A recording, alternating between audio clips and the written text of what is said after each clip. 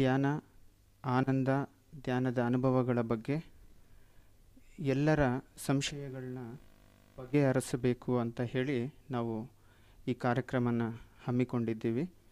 ಇದಕ್ಕೆ ಬ್ರಹ್ಮರ್ಷಿ ಪ್ರೇಮ್ನಾಥ್ ಅವರ ಇಂದ ಇದಕ್ಕೆ ನಮಗೆ ಸಮಾಧಾನಗಳು ಸಿಗುತ್ತದೆ. ನಮ್ಮೆಲ್ಲರ PMC ಕನ್ನಡ ಚಾನಲಿಂದ ಅವ್ರನ್ನ ನಾವು ಆಹ್ವಾನ ಮಾಡುತ್ತಿದ್ದೀವಿ. ಸರ್, ಪ್ರೇಮ್ನಾಥ್ ಸರ್, ನಮ್ಮ ಜೊತೆ ಇನ್ನೊಬ್ಬ ಮಾಸ್ಟರ್ ರಂಜಿತಾ ಅನ್ನೋ ಸೀನಿಯರ್ ಪಿರಮಿಡ್ ಮೆಡಿಟೇಷನ್ ಮಾಸ್ಟರ್ ಕೂಡ ಇದ್ದಾರೆ. ಮೇಡಮ್, ನಿಮ್ಮ ಬಗ್ಗೆ ಪರಿಚಯ ಮಾಡಿಕೊಳ್ಳಿ. ನಮಸ್ತೆ ಎಲ್ಲರಿಗೂ. ಮೊದಲನೇದಾಗಿ ನಮ್ಮೆಲ್ಲರಿಗೂ ಗೊತ್ತಿರೋ ಥರ ಪಿತಾಮಹ ಪತ್ರಿಜಿ ಅವರಿಗೆ ನಮಸ್ಕಾರಗಳು. ಹಾಗೆ ಇವತ್ತು ನಮ್ಮೊಂದಿಗೆ ಜ್ಞಾನ ಹಂಚಲು ಬಂದಿರುವ ಪ್ರೇಮ್ನಾಥ್ ಗುಪ್ತಾ ಅವರಿಗೂ ಮತ್ತು ಬಸವರಾಜ್ ಸರ್ ಅವರಿಗೂ ನಮಸ್ಕಾರಗಳು. ನಾನು 2002 ಅಲ್ಲಿ ಧ್ಯಾನಕ್ಕೆ ಬಂದೆ. ಮೊದಲು ಅಷ್ಟು ಇಷ್ಟಪಟ್ಟು ಮಾಡುತ್ತಿರಲಿಲ್ಲ, ಬಲವಂತವಾಗಿ ಮಾಡ್ತಿದ್ದೆ. ಮತ್ತು ಅದರ ರುಚಿ, ಅದರ ಅನುಭವ, ನನ್ನ ಜೀವನದಲ್ಲಾದ ಬದಲಾವಣೆಗಳೆಲ್ಲ ನೋಡಿ ನನಗೆ ಅದರ ಮೇಲೆ ತುಂಬ ಆಸಕ್ತಿಯಾಗಿ ಈ ದಿನದವರೆಗೂ ಅದನ್ನು ಬಿಟ್ಟವಳಲ್ಲ. ಪ್ರತಿ ಕ್ಷಣವೂ ನನ್ನ ಅದ್ಭುತವನ್ನು ನೋಡಿದವಳು. ಆ ಧ್ಯಾನದಿಂದ ಏನೇ ಬೇಕಾದರೂ ಅದನ್ನು ಈಸಿಯಾಗಿ ಸಾಧನೆ ಮಾಡಿ ಅದರಿಂದ ಹೆಚ್ಚು ಜ್ಞಾನವನ್ನು ನನ್ನ ಜೀವನದಲ್ಲಿ ತಿಳ್ಕೊಂಡು ಈ ಧ್ಯಾನವನ್ನು ಎಲ್ಲರಿಗೂ ಇವಾಗ ಪ್ರಚಾರ ಮಾಡ್ತಾ ಇದ್ದೀನಿ. ಇದೇ ನನ್ನ ಜೀವನದ ಲಕ್ಷ್ಯ. Thank you. ಇವತ್ತು ಈ ಪ್ರೇಮಾಮೃತ ಕಾರ್ಯಕ್ರಮದಲ್ಲಿ ಆನಂದ ಮತ್ತು ಧ್ಯಾನ ಅನ್ನುವ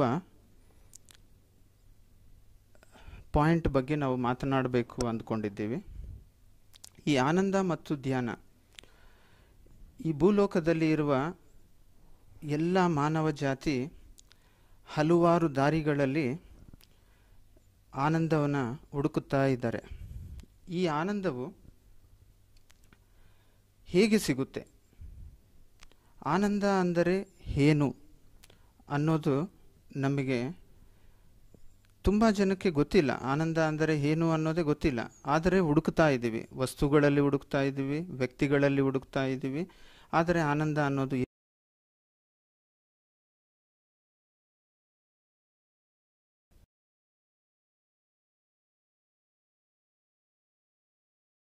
ಪಿತಾಮಹ ಸುಭಾಷ್ ಪತ್ರಿ ಸರ್ ಅವರಿಗೆ, ನಮ್ಮ ಗುರುಮಾತಾ ಸ್ವರ್ಣಮಾಲಾ ಪತ್ರಿ ಮೇಡಮ್ ಅವರಿಗೆ ನಮ್ಮೆಲ್ಲರೂ ಅನಂತ ಕೋಟಿ ಪಾದಾಭಿವಂದನೆಗಳು, ಅನಂತ ಕೋಟಿ ಹೃದಯಪೂರ್ವಕ ಕೃತಜ್ಞತೆಗಳು.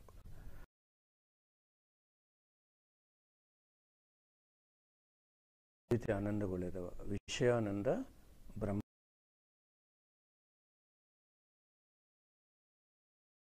ಸಿಗಲ್ಲ, ಬೇರೆ ವ್ಯಕ್ತಿದಿಂದ ಆನಂದ ಸಿಗಲ್ಲ. ಯಾಕಂದರೆ ದೇಹಕ್ಕೆ ಸಂಬಂಧವಿರೋದು ವಿಷಯಾನಂದ, ಮನಸ್ಸಿಗೆ ಸಂಬಂಧವಿರೋದು ಭಜನಾನಂದ, ಆತ್ಮಗೆ ಸಂಬಂಧವಿರೋದು ಬ್ರಹ್ಮಾನಂದ. ಅಂದರೆ ಈ ದೇಹಕ್ಕೆ ಏನಿದ್ದರೆ ಆನಂದವು, ಮನಸ್ಸಿಗೆ ಏನಿದ್ದರೆ ಆನಂದವು, ಆತ್ಮಗೆ ಏನು ಮಾಡಿದರೆ ಆನಂದವು ಅಂತ. ಈ ಆನಂದ ಹೊಂದಬೇಕಂದ್ರೆ ಮೊದಲನೇದೇನು ವಿಷಯಾನಂದ. ಅಂದರೆ ದೇಹಕ್ಕೆ ಆನಂದವು. ದೇಹಕ್ಕೆ ಆನಂದ ಬೇಕಂದರೆ ಆರೋಗ್ಯ ಬೇಕು, ಮನಸ್ಸಿಗೆ ಆನಂದ ಬೇಕಂದರೆ ನೆಮ್ಮದಿ ಬೇಕು, ಆತ್ಮಕ್ಕೆ ಆನಂದ ಬೇಕಂದರೆ ಧ್ಯಾನ ಮಾಡಬೇಕು, ಜ್ಞಾನ ಬೇಕು. Okay sir. ದೇಹಕ್ಕೆ ಆರೋಗ್ಯ, ಮನಸ್ಸಿಗೆ ನೆಮ್ಮದಿ, ಆತ್ಮಗೆ ಜ್ಞಾನ, ಈ ಮೂರಿದ್ದರೆ ಆನಂದವು. ಅದಕ್ಕೆ ಈ ಮೂರು ಆನಂದ ಹೊಂದಬೇಕಂದ್ರೆ ನಾವೇನು ಮಾಡಬೇಕು? ಆರೋಗ್ಯ ಬೇಕಂದರೆ ಧ್ಯಾನ ಮಾಡಬೇಕು, ನೆಮ್ಮದಿ ಬೇಕಂದರೆ ಧ್ಯಾನ ಮಾಡಬೇಕು, ಬ್ರಹ್ಮಾನಂದ ಹೊಂದಬೇಕಂದ್ರೂ ಧ್ಯಾನ ಮಾಡಬೇಕು. ಒಂದೇ ಮಾರ್ಗವು. ಓಕೆ ಸರ್, ವಿಷಯಾನಂದವು ಅಂದರೆ ಶರೀರದ ಆನಂದವು ಅಂತ ಹೇಳುತ್ತಿದ್ದೀರಿ. ಈ ಶರೀರವನ್ನು ಆನಂದವಾಗಿ ಸದಾ ಇಟ್ಟುಕೊಳ್ಳೋದಕ್ಕೆ ಎಷ್ಟೋ ಅನಾರೋಗ್ಯ ಅನ್ನೋದನ್ನ ನಾವು ನೋಡ್ತಿದ್ವಿ. ಮಾನಸಿಕವಾದಂಥ ಬಾಧೆಗಳು, ರೋಗಗಳು ಎಷ್ಟೋ ನೋಡ್ತಿದ್ದೀವಿ. ಸದಾ ಈ ವಿಷಯಾನಂದವೇ ಸರಿಯಾಗಿ ಇರಲಿದ್ದಾಗ ಓಕೆ ಭಜನಾನಂದ, ಓಕೆ ಬ್ರಹ್ಮಾನಂದ ಹೊಂದೋದಕ್ಕೆ ಅಸಾಧ್ಯವು. ಈ ಕಾರಣದಲ್ಲಿ ಈ ವಿಷಯಾನಂದವು ನಾವು ಸಾಧಿಸಬೇಕು ಅಂದರೆ ಧ್ಯಾನ ಮಾಡಬೇಕು ಅಂತ ಹೇಳ್ತಿದ್ದೀರಿ. ಸಂತೋಷ, ತುಂಬ ಸಂತೋಷ. ಆದರೆ ಈ ಧ್ಯಾನ ಅಂದರೆ ಏನು? ಆ್ಯಕ್ಚುಲಿ ದೇಹಕ್ಕೆ ಆರೋಗ್ಯ, ಮನಸ್ಸಿಗೆ ನೆಮ್ಮದಿ, ಬುದ್ಧಿಗೆ ಜ್ಞಾನ, ಆತ್ಮಗೆ ಶಕ್ತಿ, ಈ ಪರಮಾತ್ಮಗೆ ಆನಂದ, ವಿಶ್ವಾತ್ಮಗೆ ಆನಂದ, ಇದೆಲ್ಲ ಕಾಂಬಿನೇಷನ್. ಒಂದಿಲ್ಲ ಅಂದರೆ ಒಂದಿಲ್ಲ. ಇವಾಗ ದೇಹಕ್ಕೆ ನಾವು ಊಟ ಬೇಕು. ಯಾಕೆ ತಿನ್ನಬೇಕು ಅಂದರೆ ಹೊಟ್ಟೆ ತುಂಬ್ಕೊಳ್ಳೋಕ್ಕಲ್ಲ, ಅದು ಒಂದು ಆನಂದ ಕೊಡುತ್ತೆ. ಈ ಟೇಸ್ಟ್ ಇದೆಯಲ್ಲ, ಅದು ಆನಂದ. ಫಾರ್ ಎಕ್ಸಾಂಪಲ್, ಕರ್ನಾಟಕ ಬಿಸಿಬೇಳೆಬಾತ್ ಅಂದರೆ ಎಲ್ಲರಿಗಿಷ್ಟ, ಮಹಾರಾಷ್ಟ್ರ ವಡಾಪಾವ್ ಅಂದರೆ ಇಷ್ಟ, ಮಧ್ಯಪ್ರದೇಶ್ ಆಲೂ ಪರಾಟ ಅಂದರೆ ಅದು ಡಿಫ್ರೆಂಟ್ ಟೇಸ್ಟು ಎಲ್ಲರಿಗಿಷ್ಟ. ಹೇಗೆ ತಿನ್ನೋದು? ಏನಂದರೆ ಅದು ಪ್ರಾಣಿಗಳು ತಿನ್ನಂಗೆ ನಾವು ತಿನ್ನಲ್ಲ. ನಾವು ಅಡುಗೆ ಮಾಡಿಕೊಂಡು ಏನೇನು ರೆಸಿಪೀಸ್ ಮಾಡಿಕೊಂಡು ಟೇಸ್ಟಿ ಫುಡ್ ಯಾಕೆ ತಿಂತೀವಿ ಅಂದರೆ ಫಾರ್ ದ ಟೇಸ್ಟ್. ಕೇವಲ ಹೊಟ್ಟೆ ತುಂಬಿಕೊಳ್ಳೋಕ್ಕಲ್ಲ. ಎಲ್ಲರೂ ಏನು ಅನ್ಕೊತಾರೆ, ಹೊಟ್ಟೆ ತುಂಬಿಕೊಳ್ಳೋಕ್ಕಾದ್ರೆ ಏನನ್ನು ತಿನ್ಬೋದು. ಹಾಗಲ್ಲ, taste is also very important. ಆನಂದವಂದರೆ ಈ ರುಚಿ. ಆ್ಯಕ್ಚುಲಿ ಈ ಆನಂದವು ಅನುಭವಿಸೋದು ಆತ್ಮ, ದೇಹವಲ್ಲ. ಎಲ್ಲರೂ ಏನು ಅನ್ಕೊಂತಾರೆ, ದೇಹಾನಂದ ಅಂದರೆ ನಾವು ಬಿಸಿಬೇಳೆಬಾತ್ ತಿಂದರೆ ಆನಂದವು ಸಿಗುತ್ತೆ ಅಂತಾರೆ. ಫಾರ್ ಎಕ್ಸಾಂಪಲ್, ನನ್ನ ಆತ್ಮ ನನ್ನ ಒಳಗಿದೆ, ನಾನು ತಿಂತಾಯಿದ್ದೇನೆ, ನನ್ನ ಆತ್ಮ ಹೊರಗೋಯ್ತು, ನನ್ನ ಪ್ರಾಣ ಹೋಯ್ತು. ದೇಹ ಇದೆ, ಬಾಯಿದೆ, ತಿನ್ನೋಕ್ಕಾಗತ್ತೆ? ಆಗಲ್ಲ. ಅಂದರೆ ತಿನ್ನೋದು ಯಾರು? ಆ ಆಸ್ವಾದನ ತಿನ್ನೋದು ನಾವು, ಬಾಯಿ ತಿಂತೀವಿ, ಬಾಯಿಂದ ತಿಂತೀವಿ. ಆದರೆ ಆನಂದವು ಆತ್ಮಗೆ. ಅನುಭವಿಸೋದು ಆತ್ಮನೇ. ಒಂದು ಮ್ಯೂಸಿಕ್ ಕೇಳ್ತಾ ಇದ್ದೀವಿ, ಭಜನಾನಂದ ಅಂದರೆ ಮನಸ್ಸಿಗೆ ಆನಂದ. ಒಂದು ಭಜನೆ ಕೇಳ್ತಾ ಇದ್ದೀವಿ, ಆನಂದವಾಗತ್ತೆ ಮನಸ್ಸಿಗೆ. ಆದರೆ ಆತ್ಮ ಇದ್ದರೆ ಮನಸ್ಸು, ಆತ್ಮ ಹೊರೋದ್ರೆ ಮನಸ್ಸು ಇಲ್ಲ. ಇದು ಮೊದಲು ನಾವು ತಿಳ್ಕೋಬೇಕು. This is very important. ಧ್ಯಾನ ಮಾಡ್ತೀವಿ, ಬ್ರಹ್ಮಾನಂದ, ಅದು ಆತ್ಮಗೆ. ವಿಷಯಾನಂದ ಆತ್ಮಗೆ ಸಂಬಂಧವಿರ್ಬೋದು, ಭಜನಾನಂದ ಆತ್ಮಗೆ ಸಂಬಂಧವಿರ್ಬೋದು, ಬ್ರಹ್ಮಾನಂದ ಆತ್ಮಗೆ ಸಂಬಂಧವಿರ್ಬೋದು. ಅದಕ್ಕೆ ಈ ಕನೆಕ್ಷನ್ ಏನಂದರೆ ಆತ್ಮ ಅನುಭವಿಸಿರುವಂಥದ್ದು ಆತ್ಮನೇ ಅನುಭವಿಸೋದು. ಧ್ಯಾನ ಅಂದರೆ ಆತ್ಮಗೆ ಸಂಬಂಧವಿರೋದು. ದೇಹಕ್ಕೆ ಆರೋಗ್ಯ, ಮನಸ್ಸಿಗೆ ನೆಮ್ಮದಿ, ಬುದ್ಧಿಗೆ ಜ್ಞಾನ, ಆತ್ಮಗೆ ಶಕ್ತಿ. ಆತ್ಮಗೆ ಶಕ್ತಿ ಬೇಕಂದ್ರೆ ಏನು ಮಾಡಬೇಕು? ಧ್ಯಾನ ಮಾಡಬೇಕು. ಧ್ಯಾನ ಮಾಡಿದರೆ ಏನಾಗುತ್ತೆ? ಅನಂತವಾದ ಶಕ್ತಿ ನಮ್ಮ ಒಳಗೆ ಪ್ರವೇಶವಾಗುತ್ತೆ. ಎಲ್ಲಿ ಶಕ್ತಿ ಇರುತ್ತೋ ಅಲ್ಲಿ ಬ್ಯಾಕ್ಟೀರಿಯಾ, ವೈರಸ್ ಅಟ್ಯಾಕ್ ಮಾಡಲ್ಲ ದೇಹಕ್ಕೆ. ಅಂದರೆ ಈ ಮೂರು ಆನಂದಗಳು ಕೇವಲ ಧ್ಯಾನದಿಂದನೇ ಸಾಧ್ಯ ನಮಗೆ ಅರಿವಾಗ್ತಾ ಇದೆ. ಈ ಕಾರಣದಿಂದ ಸೊ ಧ್ಯಾನ ಎಷ್ಟು ಸಮಯ ಮಾಡ್ಬೇಕು ಸರ್? ಅದಕ್ಕೇನಾದರೂ ಪ್ರತ್ಯೇಕ ಸಮಯ ಅಂತ ಏನಾದರೂ ಇದೆಯಾ? ಧ್ಯಾನ ಮಾಡಬೇಕಂದ್ರೆ ATM, at any time meditation. Minimum ಎಷ್ಟಂದರೆ ನಮ್ಮ ವಯಸ್ಸು ಎಷ್ಟಿರುತ್ತೋ ಅಷ್ಟು ನಿಮಿಷ ದಿನಾಲಿ 2 ಸರ್ತಿ ಮಾಡಬೇಕು. ಅದು ಯಾವಾಗನೂ ಮಾಡ್ಬೋದು. ಬೆಳಿಗ್ಗೆನ ಮಾಡ್ಬೋದು, ರಾತ್ರಿನ ಮಾಡ್ಬೋದು, ಸಾಯಂಕಾಲನ ಮಾಡ್ಬೋದು. ಇವತ್ತು ಬೆಳಿಗ್ಗೆ ಮಾಡಿದ್ವಿ, ಮತ್ತೆ ನಾಳೆ ಬೆಳಿಗ್ಗೆ ಮಾಡಬೇಕು ಅಂತ ರೂಲು ಇಲ್ಲ. ಈ ಸಮಯದ ರಿಸ್ಟ್ರಿಕ್ಷನ್ ಇಲ್ಲ. ಇದು ATM. ಯಾವಾಗನ್ನ ಮಿನಿಮಮ್ ನಮ್ಮ ಏಜು 20 ಇಯರ್ಸ್ ಇದ್ದರೆ 20 ಮಿನಿಟ್ಸ್, 60 ಇಯರ್ಸ್ ಇದ್ದರೆ 60 ಮಿನಿಟ್ಸ್. 2 ಹೊತ್ತು ಮಾಡಬೇಕು daily, at any time, no restriction. Sir, ಧ್ಯಾನ ಅನ್ನುವುದು ಇಷ್ಟು ಮುಖ್ಯವಾದರೆ ಜೀವನದಲ್ಲಿ, ಓಕೆ, ಈ ಧ್ಯಾನ ಮಾಡೋದು ಹೇಗೆ?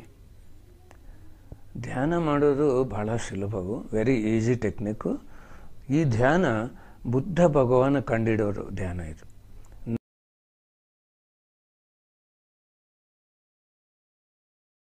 ನಮ್ಮ ಗುರುಗಳ ಪರಿಶೋಧನೆ ಅಲ್ಲ, Buddha ಭಗವಾನು ಪರಿಶೋಧನ.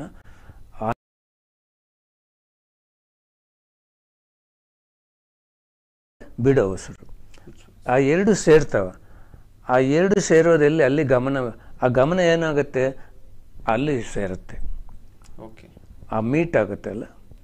Inhaling and exhaling breathe, ಹೋಗೋ ಉಸಿರು ಬರೋ ಉಸಿರು, ಇನ್ಹೇಲಿಂಗ್ ಬ್ರೆತ್ ಆ್ಯಂಡ್ ಎಕ್ಸೇಲಿಂಗ್ ಬ್ರೆತ್ನ, ನ್ಯಾಚುರಲ್ ಬ್ರೆತ್ನ ಅಬ್ಸರ್ವ್ ಮಾಡಬೇಕಂತ. ಇದು ವೆರಿ ಈಸಿ ಟೆಕ್ನಿಕ್. ಅದೇ ನಮ್ಮ ಪತ್ರಿ ಸರ್ ಇದಕ್ಕೆ ಏನು ಹೆಸರಿಟ್ಟಿದ್ದಾರೆ, ಧ್ಯಾನವೆಂದರೆ ಶ್ವಾಸದ ಮೇಲೆ ಧ್ಯಾಸ ಅಂತ. ಸಿಂಪಲ್. ಆನಾಪಾನಸತಿ ಎಂಬುದು ಪಾಳಿ ಲ್ಯಾಂಗ್ವೇಜು, ಅದು ಇವಾಗ ಎಲ್ಲರಿಗೂ ಅರ್ಥ ಆಗಲ್ಲ.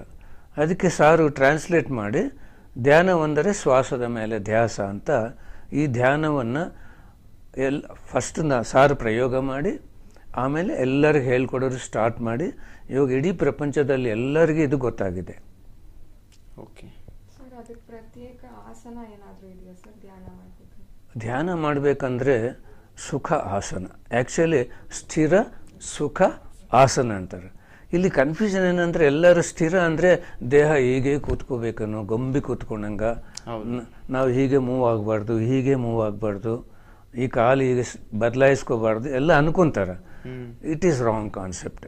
ಸ್ಥಿರ ಅಂದರೆ ಮನಸ್ಸು ಸ್ಥಿರವಾಗಿರಬೇಕು. ಓಕೆ. ಮನಸ್ಸು ಏನು ಮಾಡುತ್ತೆ, ಯೋಚನೆ ಅಂದರೆ ಮನಸ್ಸು ಓಡಾಡೋದು. ಆ ಓಡಾಡೋ ಮನಸ್ಸನ್ನ ನಮ್ಮ ಜೊತೆಗೆ ಇಟ್ಕೊಳ್ಳೋದೆ ಸ್ಥಿರತ್ವ. ಅದು ಓಡಾಡಬಾರ್ದು. ದೇಹ ಏನನ್ನ ಆಗ್ಬೋದು, ಬೇಕಂದರೆ ಈಗ ಸ್ಟ್ರೈಟ್ ಕೂತ್ಕೊಳ್ಳೋನು ಕೆಲಸ ಇಲ್ಲ, ನಿಮ್ಗೆ ಹೇಗೆ ಅನುಕೂಲ ಇರುತ್ತೆ ಆ ಕೂತ್ಕೋಬೇಕು. ಈ ಎರಡು ಬೆರಳು ಜೋಡಿಸಿ ತೊಡೆ ಮೇಲೆ ಇಟ್ಕೋಬೇಕು. ಕುರ್ಚಿ ಮೇಲೂ ಕೂತ್ಕೋಬೋದು, ಕೆಳಗೆ ಕೂತ್ಕೋಬೇಕು. ಕೆಳಗೆ ಕೂತ್ಕೊಂಡ್ರೆ ಎನರ್ಜಿ ಹೆಚ್ಚಿಗೆ ಬರುತ್ತೆ, ಕುರ್ಚಿ ಮೇಲೆ ಕೂತ್ಕೊಂಡ್ರೆ ಕಮ್ಮಿ ಅಂಥವೇನಿಲ್ಲ. ಆಸನಕ್ಕೇನು ಪ್ರಾಮುಖ್ಯತೆ ಇಲ್ಲ, ಧ್ಯಾನಕ್ಕೆ ಪ್ರಾಮುಖ್ಯತೆ ಇದೆ. ಕುರ್ಚಿ ಮೇಲೆ ಕೂತ್ಕೊಂಡ್ರೆ ಒಂದು ಪಾದ ಮೇಲೆ ಒಂದು ಪಾದ ಹಾಕೋಬೇಕು. ನಾವು ಧ್ಯಾನ ಮಾಡ್ತಾ ಇದ್ವಿ, ಇನ್ನು ಸ್ವಲ್ಪ ಪ್ರಾಬ್ಲಮ್ ಅನ್ನಿಸ್ತು, ಚೇಂಜ್ ಮಾಡ್ಕೋಬೋದು ಪೊಸಿಷನ್, ಮುಂದೆ ಹಿಂದೆ ಮಾಡ್ಕೋಬೋದು, ಚೇಂಜ್ ಮಾಡ್ಕೋಬೋದು.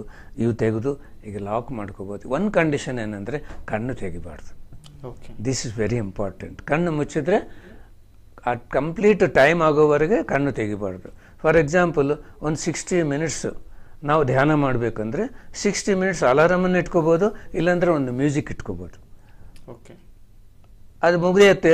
ಬೇಕಂದರೆ ಕಣ್ಣು ತೆಗಿಬೋದು, ಇಲ್ಲಾಂದರೆ ಕಂಟಿನ್ಯೂ ಮಾಡ್ಬೋದು.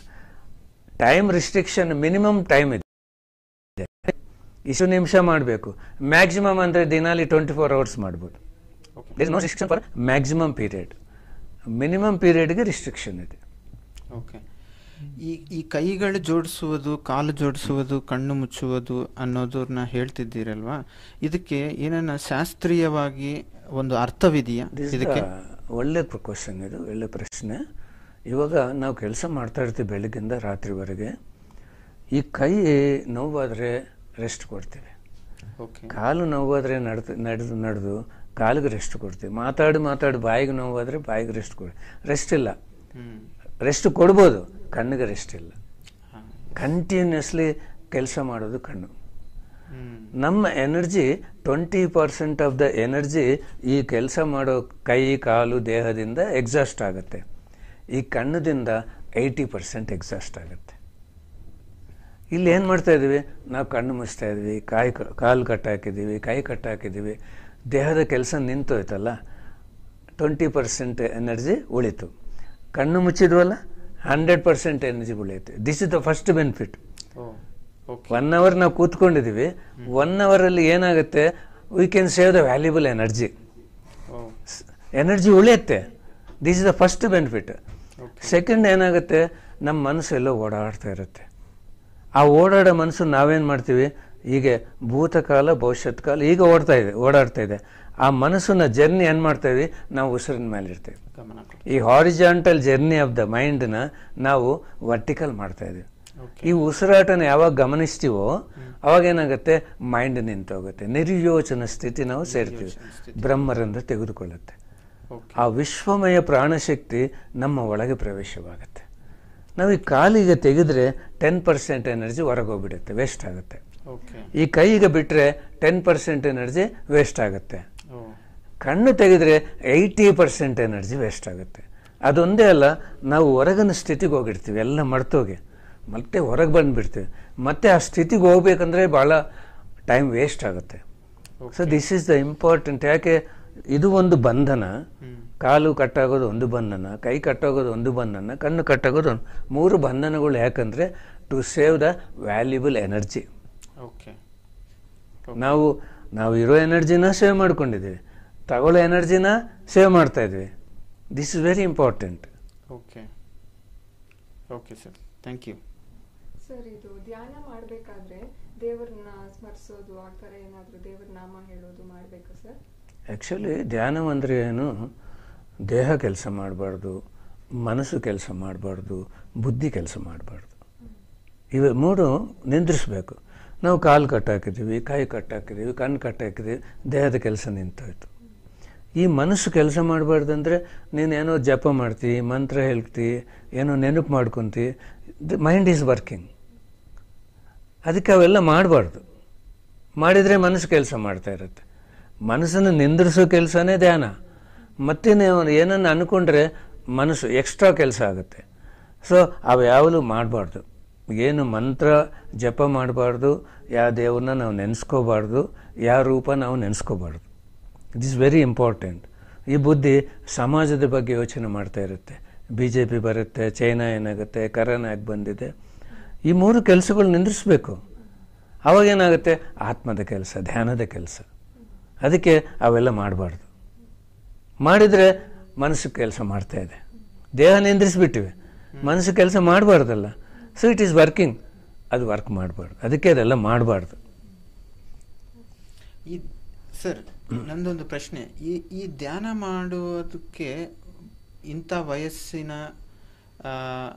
ಮಕ್ಕಳಾಗಲಿ ದೊಡ್ಡವರಾಗಲಿ ಏನನ್ನ ಅರ್ಹತೆ ಇದೆಯಾ? ಇದಕ್ಕೆ this is the right question. ಯಾಕಂದರೆ ನಮ್ಮ ಭಾರತ ದೇಶದಲ್ಲಿ ಎಲ್ಲರೂ ಏನು ಅನ್ಕೊತಾ ಇದ್ದಾರೆ ಅಂದರೆ, ಮುದುಕರು ಮಾಡಬೇಕು ಧ್ಯಾನ, ಚಿಕ್ಕ ಹುಡುಗರು ಮಾಡಬಾರ್ದು, ಇವಾಗ ಮಾಡೋ ಕೆಲಸ ಅಲ್ಲ ಇದು ಒಂದು ದೇವರ ಕೆಲಸ.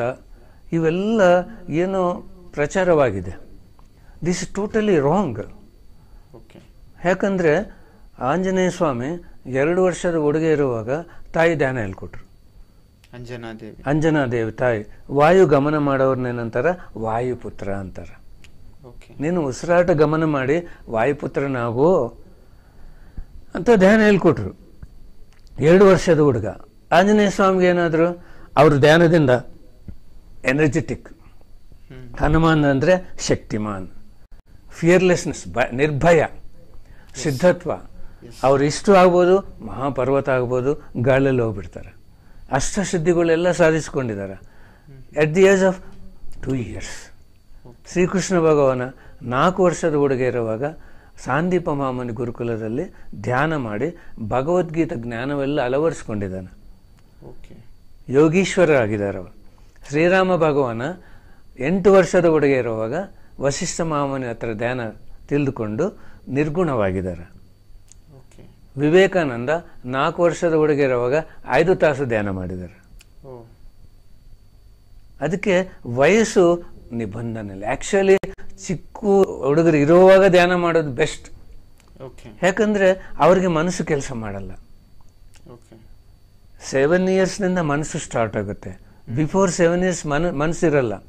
ಚಿಕ್ಕ ವಯಸ್ಸಿಂದ ನಾವು ಧ್ಯಾನ ಹೇಳ್ಕೊಟ್ರೆ ಮಕ್ಕಳಿಗೆ ಏನಾಗುತ್ತೆ, ಅದು ಕಂಟಿನ್ಯೂಷನ್ ಆಗುತ್ತೆ. ಅವರು ಯೋಗ ಸ್ಥಿತಿಯಲ್ಲಿ ಕಂಟಿನ್ಯೂ ಇರ್ತಾರೆ. ಅವರು ಜೀವನದಲ್ಲಿ ಸಕ್ಸಸ್ ಅಂಬೋದು ಬಹಳ ಈಸಿ. ಈ ಸೂಸೈಡ್ಸ್ ಆಗಲ್ಲ. ಈ ಸೂಸೈಡ್ಸ್ ಹೇಗೆ ಮಾಡ್ಕೊತಾ ಇದ್ದಾರೆ ಅಂದರೆ, because of tension and acceptancy ಮಾಡ್ತಾ ಇಲ್ಲ, ಕಾಂಪ್ರಮೈಸ್ ಆಗ್ತಾ ಇಲ್ಲ. ಆ ಜ್ಞಾನವೆಲ್ಲ ಇರುತ್ತೆ. Nobody will commit suicide. ಚಿಕ್ಕ ವಯಸ್ಸಿಂದ ಯಾರು ಧ್ಯಾನ ಮಾಡ್ತಾರೆ ಅವರು. ಅದಕ್ಕೆ ಈ ವಯಸ್ಸಿನ ನಿಬಂಧನೆ ಇಲ್ಲ. ತುಂಬ ಗ್ರೇಟ್ ಸರ್. ಇದು ತಿಳಿಯಲಾರ್ದೆ ನಾವೆಲ್ಲರೂ ಕೂಡ ವಯಸ್ಸಿಗೆ ಪರಿಮಿತರಾಗಿ ಈ ಸಂಘದಿಂದ ಬಂದಿದ್ದಂಥ ಅಪನಂಬಿಕೆ ವಿಷಯದಿಂದ ಧ್ಯಾನ ಮಾಡಬಾರ್ದು, ಚಿಕ್ಕ ಮಕ್ಕಳಿದ್ದಾಗ ಅವರು ಸನ್ಯಾಸತ್ವ ತಗೊಂಡ್ಬಿಡ್ತಾರೆ, ಮನೆ ಬಿಟ್ಟು ಹೋಗ್ತಾರೆ ಅನ್ನೋ ಒಂದು ಅಪನಂಬಿಕೆ. ಇನ್ನೊಂದು ಇವಾಗ ಚಿಕ್ಕ ಹುಡುಗರು ಇರ್ತಾರೆ, ಅಪ್ ಟು 7 years, ಅವ್ರಿಗೆ ನಾವು ಧ್ಯಾನ ಹೇಳ್ಕೊಡುವಾಗ ಉಸಿರಾಟ ಗಮನ ಮಾಡಬೇಕಂತ ಹೇಳ್ಬಾರ್ದು. ಅವ್ರಿಗೆ ಯೋಚನೆ ಬರಲ್ಲ. ಯೋಚನೆ ನಿಂದ್ರಿಸಕ್ಕೆ ಉಸಿರಾಟ ಗಮನಿಸಬೇಕು. ಅವ್ರನ್ನ ಸುಮ್ಮನೆ ಕೂಡಿಸ್ಬೇಕು. ಅವ್ರ ಥರ್ಡ್ ಐ ಓಪನ್ ಆಗುತ್ತೆ, ಆಸ್ಟ್ರಲ್ ಟ್ರಾವೆಲ್ ಆಗುತ್ತೆ. ಅವ್ರ ಕಣ್ಣು ಮುಚ್ಚಿರ್ತಾರೆ. ಏನು ಕಾಣಿಸ್ತಾ ಇದೆ ಅಂದರೆ ಅವ್ರು ಹೇಳ್ತಾರೆ. ಮಿರಾಕ್ಯುಲಸ್ ಎಕ್ಸ್ಪೀರಿಯನ್ಸಸ್ ಹೇಳ್ತಾರೆ. ನಾನು ಒಂದು ಅನುಭವ I want to share. Please sir, please share. ನಾನು ಒಬ್ಬ ಹುಡುಗಿ 4th standard ಓದ್ತಾ ಇದ್ಲು. ನಾನು ಧ್ಯಾನದಲ್ಲಿ ಕೂಡಿಸಿದ್ರೆ ಯಾರು ಕಾಣಿಸ್ತಾ ಇದ್ದಾರೆ ಅಂದರೆ ಸರಸ್ವತಿ ದೇವಿ ಕಾಣಿಸ್ತಾ ಇದ್ದಾರೆ. ಅವ್ರು ಏನು ಮಾಡ್ತಾ ಇದ್ದಾರೆ? ಅವರು ಧ್ಯಾನ ಮಾಡ್ತಾ ಇದ್ದಾರೆ. ಅವ್ರ ಜೊತೆಗೆ ಧ್ಯಾನ ಮಾಡು. ಅವ್ರನ್ನ ಕೇಳು, ನಾನು ಧ್ಯಾನ ಮಾಡಿ ನಿಮ್ಮ ಹತ್ರ ಬಂದಿದ್ದೀನಿ, ನೀವು ಧ್ಯಾನ ಮಾಡಿ ಎಲ್ಲಿ ಹೋಗ್ತಿರೋ ಅಲ್ಲಿ ಕರ್ಕೊಂಡೋಗ. ಋಷಿಗಳ ಹತ್ರ ಹೋದ್ರು. ಋಷಿಗಳು ಏನು ಮಾಡ್ತಾ ಇದ್ದಾರೆ? ಅವರೂ ಧ್ಯಾನ ಮಾಡ್ತಾ ಇದ್ದಾರೆ. ಋಷಿಗಳನ್ನ ಕೇಳು, ನಾನು ಧ್ಯಾನ ಮಾಡಿ ಸರಸ್ವತಿ ದೇವರ ಹತ್ರ ಹೋದೆ, ಅವರು ಧ್ಯಾನ ಮಾಡಿ ನಿಮ್ಮ ಹತ್ರ ಬಂದರು, ನೀವು ಧ್ಯಾನ ಮಾಡಿ ಎಲ್ಲಿ ಹೋಗ್ತಾ ಇದ್ರಿ ಅಲ್ಲಿ ಕರ್ಕೊಂಡೋಗ್ರಿ. ಪರಮಶಿವನ ಹತ್ರ ಹೋದ್ರು. ಪರಮಶಿವ ಏನು ಮಾಡ್ತಾ ಇದ್ದಾನೆ? ಅವರು ಧ್ಯಾನ ಮಾಡ್ತಾ ಇದ್ದಾರೆ. ಅವ್ರ ಹತ್ರ ಧ್ಯಾನ ಮಾಡು, ಅವ್ರನ್ನ ಕೇಳು, ನೀವು ಧ್ಯಾನ ಮಾಡಿ ಎಲ್ಲಿ ಕರ್ಕೊಂಡು ಹೋಗ್ತಾರೆ ಅಲ್ಲಿಗೆ ಹೋಗು. ಜ್ಯೋತಿಗಳಿರೋ ಒಂದು ಲೋಕ ಕರ್ಕೊಂಡೋದ್ರು. ಕೇವಲ ಜ್ಯೋತಿ, ಅಲ್ಲಿ ಧ್ಯಾನ ಮಾಡು. ಆ ಜ್ಯೋತಿ ಮಾಸ್ಟರ್ಸ್ ಬೆಳಕಿನ ರೂಪದಲ್ಲಿದ್ದಾರೆ, ಕೇಳು, ನೀವು ಧ್ಯಾನ ಮಾಡಿ ಎಲ್ಲಿ ಹೋಗ್ತೀರಿ ಅಂದರೆ ಭೂಲೋಕಕ್ಕೆ ಬಂದ್ಬಿಟ್ಲು. ನೋಡಿದ್ರ ಈಗ ಆಗುತ್ತೆ ಅಂತ ಯಾರಿಗೂ ಗೊತ್ತಿಲ್ಲ. ಮಕ್ಕಳು ಏನು ಅನುಭವ ಹೇಳ್ತಾರೆ ದೊಡ್ಡವ್ರ ಹತ್ರ, ಸೈಕ್ರೆಟ್ರಿಸ್ಟ್ ಕರ್ಕೊಂಡು ಹೋಗ್ತಾರ. ಯಾಕಂದ್ರೆ ಜ್ಞಾನ ಇಲ್ಲ. ಇದೆಲ್ಲ ನಿಜವು. ಅವರು ಟ್ರಾವೆಲ್ ಮಾಡ್ತಾರ, ಬೇರೆ ಲೋಕಕ್ಕೆ ಹೋಗ್ತಾರ. ಅವ್ರು ಚೆನ್ನಾಗಿ ಗೈಡ್ ಮಾಡಿದ್ರೆ they become spiritual scientist from childhood. ಈ ಜ್ಞಾನ ನಾವು ಯಾರು ಹೇಳ್ಕೊಡ್ತಾ ಇಲ್ಲ, ಯಾಕಂದ್ರೆ ನಮಗೆ ಜ್ಞಾನವಿಲ್ಲ. ಇನ್ನೊಂದು, ಚಿಕ್ಕ ಮಕ್ಕಳು ಧ್ಯಾನ ಮಾಡಿದ್ರೆ ಏನಾಗುತ್ತೆ? ಫಾರ್ ಎಕ್ಸಾಂಪಲ್, ವಿವೇಕಾನಂದ ಬಗ್ಗೆ ಹೇಳ್ತೀನಿ ನಾನು. ಅವರು 4 ವರ್ಷದ ಹುಡುಗಿರುವಾಗ 5 ತಾಸು ಧ್ಯಾನ ಮಾಡಿದ್ರು. He was reading 2 pages with 1 glance. That was his genius power. ಅವರು 1 ಸಾರಿ ಓದಿದ್ರೆ ಹಿ ವಾಸ್ ನೆವರ್ ಫರ್ಗೆಟಿಂಗ್, ಮರ್ತೋಗ್ತಾ ಇದ್ದಿಲ್ಲ. ಅದು ಅವ್ರ ಮೆಮೊರಿ ಪವರ್. ಫಸ್ಟ್ ಸ್ಟ್ಯಾಂಡರ್ಡ್ ಓದೋವಾಗ ಪೋಸ್ಟ್ ಗ್ರಾಜುಯೇಷನ್ ಬುಕ್ಸ್ ಅಂಡರ್ಸ್ಟ್ಯಾಂಡ್ ಆಗ್ತಾ ಇದ್ವು. ಅದು ಅವ್ರ ಇಂಟೆಲಿಜೆನ್ಸ್ ಪವರ್. ಬಹಳ ಕರೇಜಿಯಸ್. ಅದು ಅವ್ರ ವಿಲ್ ಪವರ್. ಫ್ಯೂಚರ್ ಎಲ್ಲ ಗೊತ್ತಾಗ್ತಾ ಇತ್ತು ಅವ್ರಿಗೆ. That was is 6th sense power. ಅವರು ಕೇವಲ 39 years ಜೀವನ ಮಾಡಿದ್ದು. He became world famous. ಅದು ಅವರ mind power, thought power, soul power. Memory power, intelligence power, genius power, will power, 6th sense power, mind power, thought power, soul power. ಈ powers ಎಲ್ಲ ಇರವ. ಎಲ್ಲರೂ ಮರ್ತೋಗಿದ್ದಾರೆ. Parents ಮರ್ತೋಗಿದ್ದಾರೆ, teachers ಮರ್ತೋಗಿದ್ದಾರೆ. ಮಕ್ಕಳಿಗೆ ಏನು ಗೊತ್ತಾಗುತ್ತೆ? ಅಟ್ಲೀಸ್ಟ್ ಈ ಪವರ್ಸ್ ಇದಾವಂದ್ರೆ ನೆನಪಿದ್ರೆ ಉಪಯೋಗಿಸ್ಕೊಳ್ಳೋದು. ಸೊ ಈ ಪವರ್ಸ್ ಎಲ್ಲ ಉಪಯೋಗಿಸ್ಕೋಬೇಕಂದ್ರೆ ಚಿಕ್ಕ ಮಕ್ಕಳನ್ನ ಧ್ಯಾನ ಮಾಡಿಸಿದ್ರೆ ಆಟೋಮೆಟಿಕಲಿ ಈ ಪವರ್ಸ್ ಎಲ್ಲ ಉಪಯೋಗವಾಗಿ ಅವರ ಜೀವನ ಹೇಗಿರುತ್ತೆ? ವಿವೇಕಾನಂದ ಜೀವನ, ನರೇಂದ್ರ ಮೋದಿ ಜೀವನ, ಅಬ್ದುಲ್ ಕಲಾಂ ಜೀವನ, ಇವರೆಲ್ಲರೂ ಚಿಕ್ಕ ವಯಸ್ಸಿಂದ ಧ್ಯಾನ ಮಾಡಿ ಶಾಖಾಹಾರಿಗಳಾಗಿ ಚಿಕ್ಕ ವಯಸ್ಸಿಂದ ಧ್ಯಾನ ಮಾಡಿ they have become so great. ನಾವು ಸುಮ್ಮನೆ ಓದ್ಕೊಳ್ಳೋ ಅಂತ ಹೇಳ್ತೀವಿ, ಅಲ್ಲಿ ಧ್ಯಾನ ಮಾಡು ಅಂತ ಹೇಳಲ್ಲ. ಯಾಕಂದ್ರೆ ಈ ಪವರ್ಸು ಎಷ್ಟು ಉಪಯೋಗವಾಗ್ತಾವ, ಇವು ಹೇಗೆ ಉಪಯೋಗಿಸ್ಕೋಬೇಕು ಅಂತ ಜ್ಞಾನವಿಲ್ಲ. ಇವೆಲ್ಲ ಉಪಯೋಗಿಸ್ಕೊಳ್ಳೋ ಮಾರ್ಗವೇನಂದ್ರೆ ಧ್ಯಾನ. ಅಂದ್ರೆ ಧ್ಯಾನದಿಂದನೇ ನಿಜವಾದ ಯಶಸ್ಸು, ವಿಜಯ ಅನ್ನೋದು ಜೀವನದಲ್ಲಿ ಪ್ರಾಪ್ತಿಯಾಗುತ್ತೆ ಅಂತ. ಡೆಫಿನೆಟ್ಲಿ. ಯೋಗ ಕರ್ಮಶು ಕೌಶಲ್ಯ ಅಂತ ಭಗವದ್ಗೀತೆ ಹೇಳುತ್ತೆ. ಯಾರು ಧ್ಯಾನ ಮಾಡಿ ಮನಸ್ಸನ್ನ ಅನುಕ್ಷಣವು ಅವ್ರ ಜೊತೆಗಿಟ್ಟುಕೊಂಡು ಯೋಗ ಸ್ಥಿತಿದಲ್ಲಿರ್ತಾರೋ ಅವರು ಕರ್ಮ ಅಂದರೆ ಮಾಡೋ ಕೆಲಸದಲ್ಲಿ ಕೌಶಲ್ಯ ಅಂದರೆ ಎಫಿಷಿಯನ್ಸಿ ಇರುತ್ತೆ, ಸಕ್ಸಸ್ ಇರುತ್ತೆ, ಹ್ಯಾಪಿನೆಸ್ ಇರುತ್ತೆ. There's so many examples. ಎಷ್ಟೋ ಮಹನೀಯರು ಮಾಡಿದ್ದು ಕೆಲಸಗಳು ಇವೆಲ್ಲ. Yes sir, thank you sir. ಧ್ಯಾನ ಸಾಧನೆ ಹೆಚ್ಚಾಗಿ ಯಾವಾಗ ಮಾಡಬೇಕು ಸರ್? ಧ್ಯಾನ ಸಾಧನೆ ಹೆಚ್ಚಾಗಿ ಯಾವಾಗ ಮಾಡಬೇಕಂದ್ರೆ ನಮಗೆ ಬಾಯಾರಿಕೆ ಆಗುತ್ತೆ. ಏನು ಮಾಡ್ತೀವಿ? ನೀರು ಕುಡಿತೀವಿ.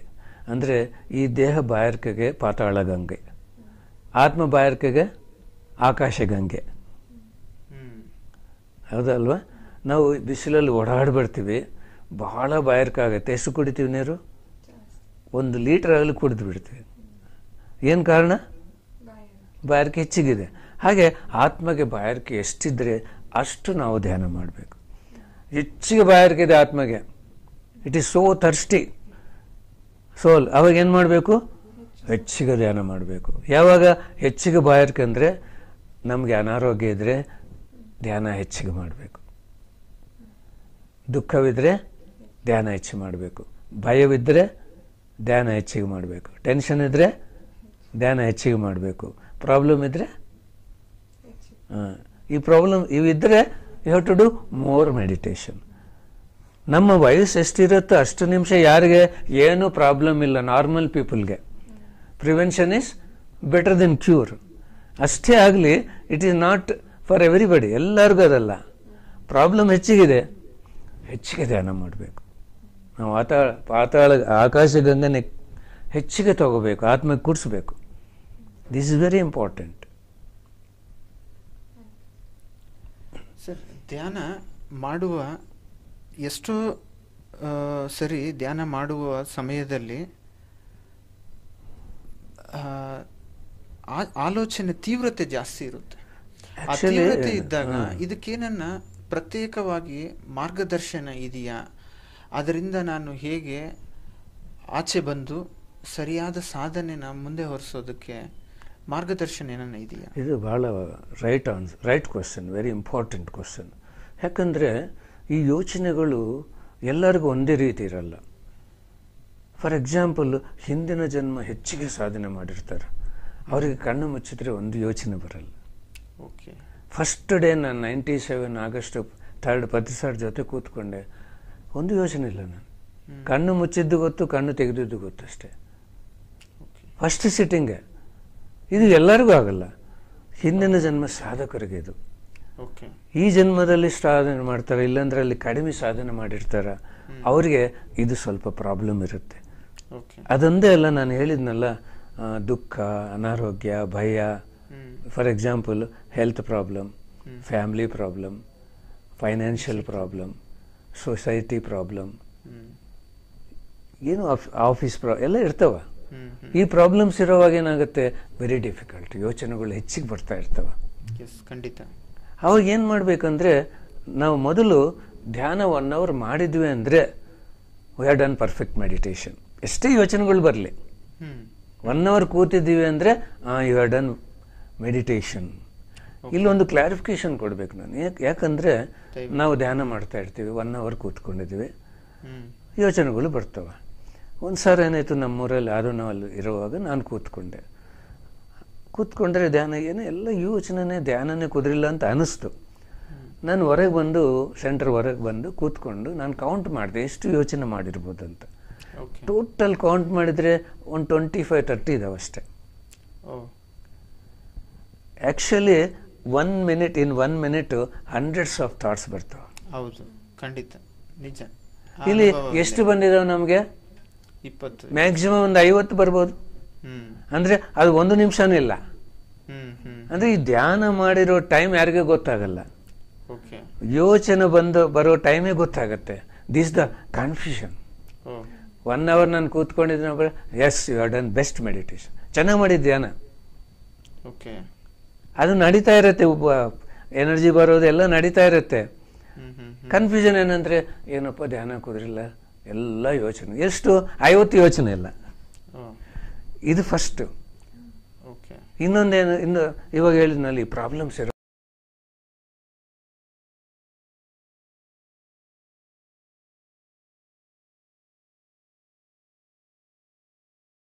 ಸ್ಟಾರ್ಸು, ಮೂನು, ಏನೋ ಪ್ರಕೃತಿ ಇದ್ದರೆ, ಏನಿಲ್ಲ ಆಕಾಶವಿದೆ.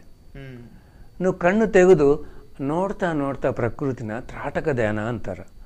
ಧ್ಯಾನ ಮಾಡ್ತಾ ಇರಬೇಕು. ಈ ಪ್ರಕೃತಿ ಶಕ್ತಿ ಏನಾಗುತ್ತೆ, ನಮ್ಮ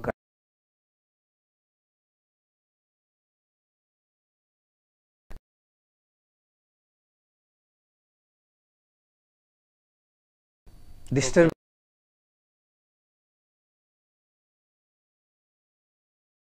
ಗಿಡ ಇದೆ, ಆ ತುಳಸಿ ಗಿಡ ನೋಡ್ತಾ ಧ್ಯಾನ ಮಾಡ್ಬೋದು. It is also nature. This is very simple thing.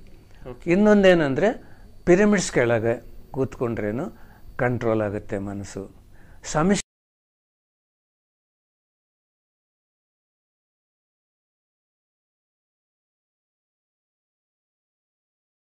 ಪ್ರಕೃತಿ ಇದೇನು, ಪ್ರಕೃತಿ ಒಳಗೆ ಹೋಗಿ ಧ್ಯಾನ ಮಾಡ್ರಿ. ಏನೋ ಗಿಡ ಮರಗಳಿದಾವ, ಬೆಟ್ಟಗಳಿದಾವ, ಅಲ್ಲಿ ಹೋಗಿ ಧ್ಯಾನ ಮಾಡ್ಬೋದು. ಪ್ರಕೃತಿ ಒಳಗೆ ಹೋಗಿ ಧ್ಯಾನ ಮಾಡ್ಬೋದು. ಪೌರ್ಣಮಿ, ಅಮಾವಾಸ್ಯೆ, ಪೌರ್ಣಮಿ ಮುಂದೆ 2 ದಿನ, ಆಮೇಲೆ 2 ದಿನ ಪೌರ್ಣಮಿ ದಿನ, 5 days ಪ್ಲಸ್ 5 days ಅಮಾವಾಸ್ಯೆ. This 10 days in every month are powerful days to do meditation night time. ಹೆಚ್ಚಿಗೆ ನಮಗೆ ಶಕ್ತಿ ಬರುತ್ತೆ. ಇದೆಲ್ಲ ಉಪಯೋಗಿಸ್ಕೋಬೋದು. ಇನ್ನೊಂದು ಏನಂದ್ರೆ ಸಂಕಲ್ಪ ಧ್ಯಾನ. ಇದಕ್ಕೆ ನಾನು ಒಂದು ಅನುಭವ ಹೇಳ್ತೀನಿ. ನಾನು ಒಂದು ಸರ್ ಕೋಲಾರ್ಗೆ ಹೋದೆ. ಅಲ್ಲಿ ಒಬ್ಬ ಮೇಡಮು, ಸರ್ ನಾನು ಆಸ್ಟ್ರಲ್ ಟ್ರಾವೆಲ್ ಮಾಡಬೇಕು ಅಂದರೆ ಸೂಕ್ಷ್ಮ ಶರೀರ ಪ್ರಯಾಣ. ಮೇಡಮ್ ಇದು ಎಲ್ಲರಿಗೂ ಆಗಲ್ಲ ಮೇಡಮ್, ಆದರೆ ಟ್ರೈ ಮಾಡೋಣ ಅಂತ ನಾನೇ ಹೇಳಿದೆ. ಸರ್ ನನಗೆ ಇನ್ನೊಂದು ಆಸೆ ಇದೆ. ಏನು ಮೇಡಮ್?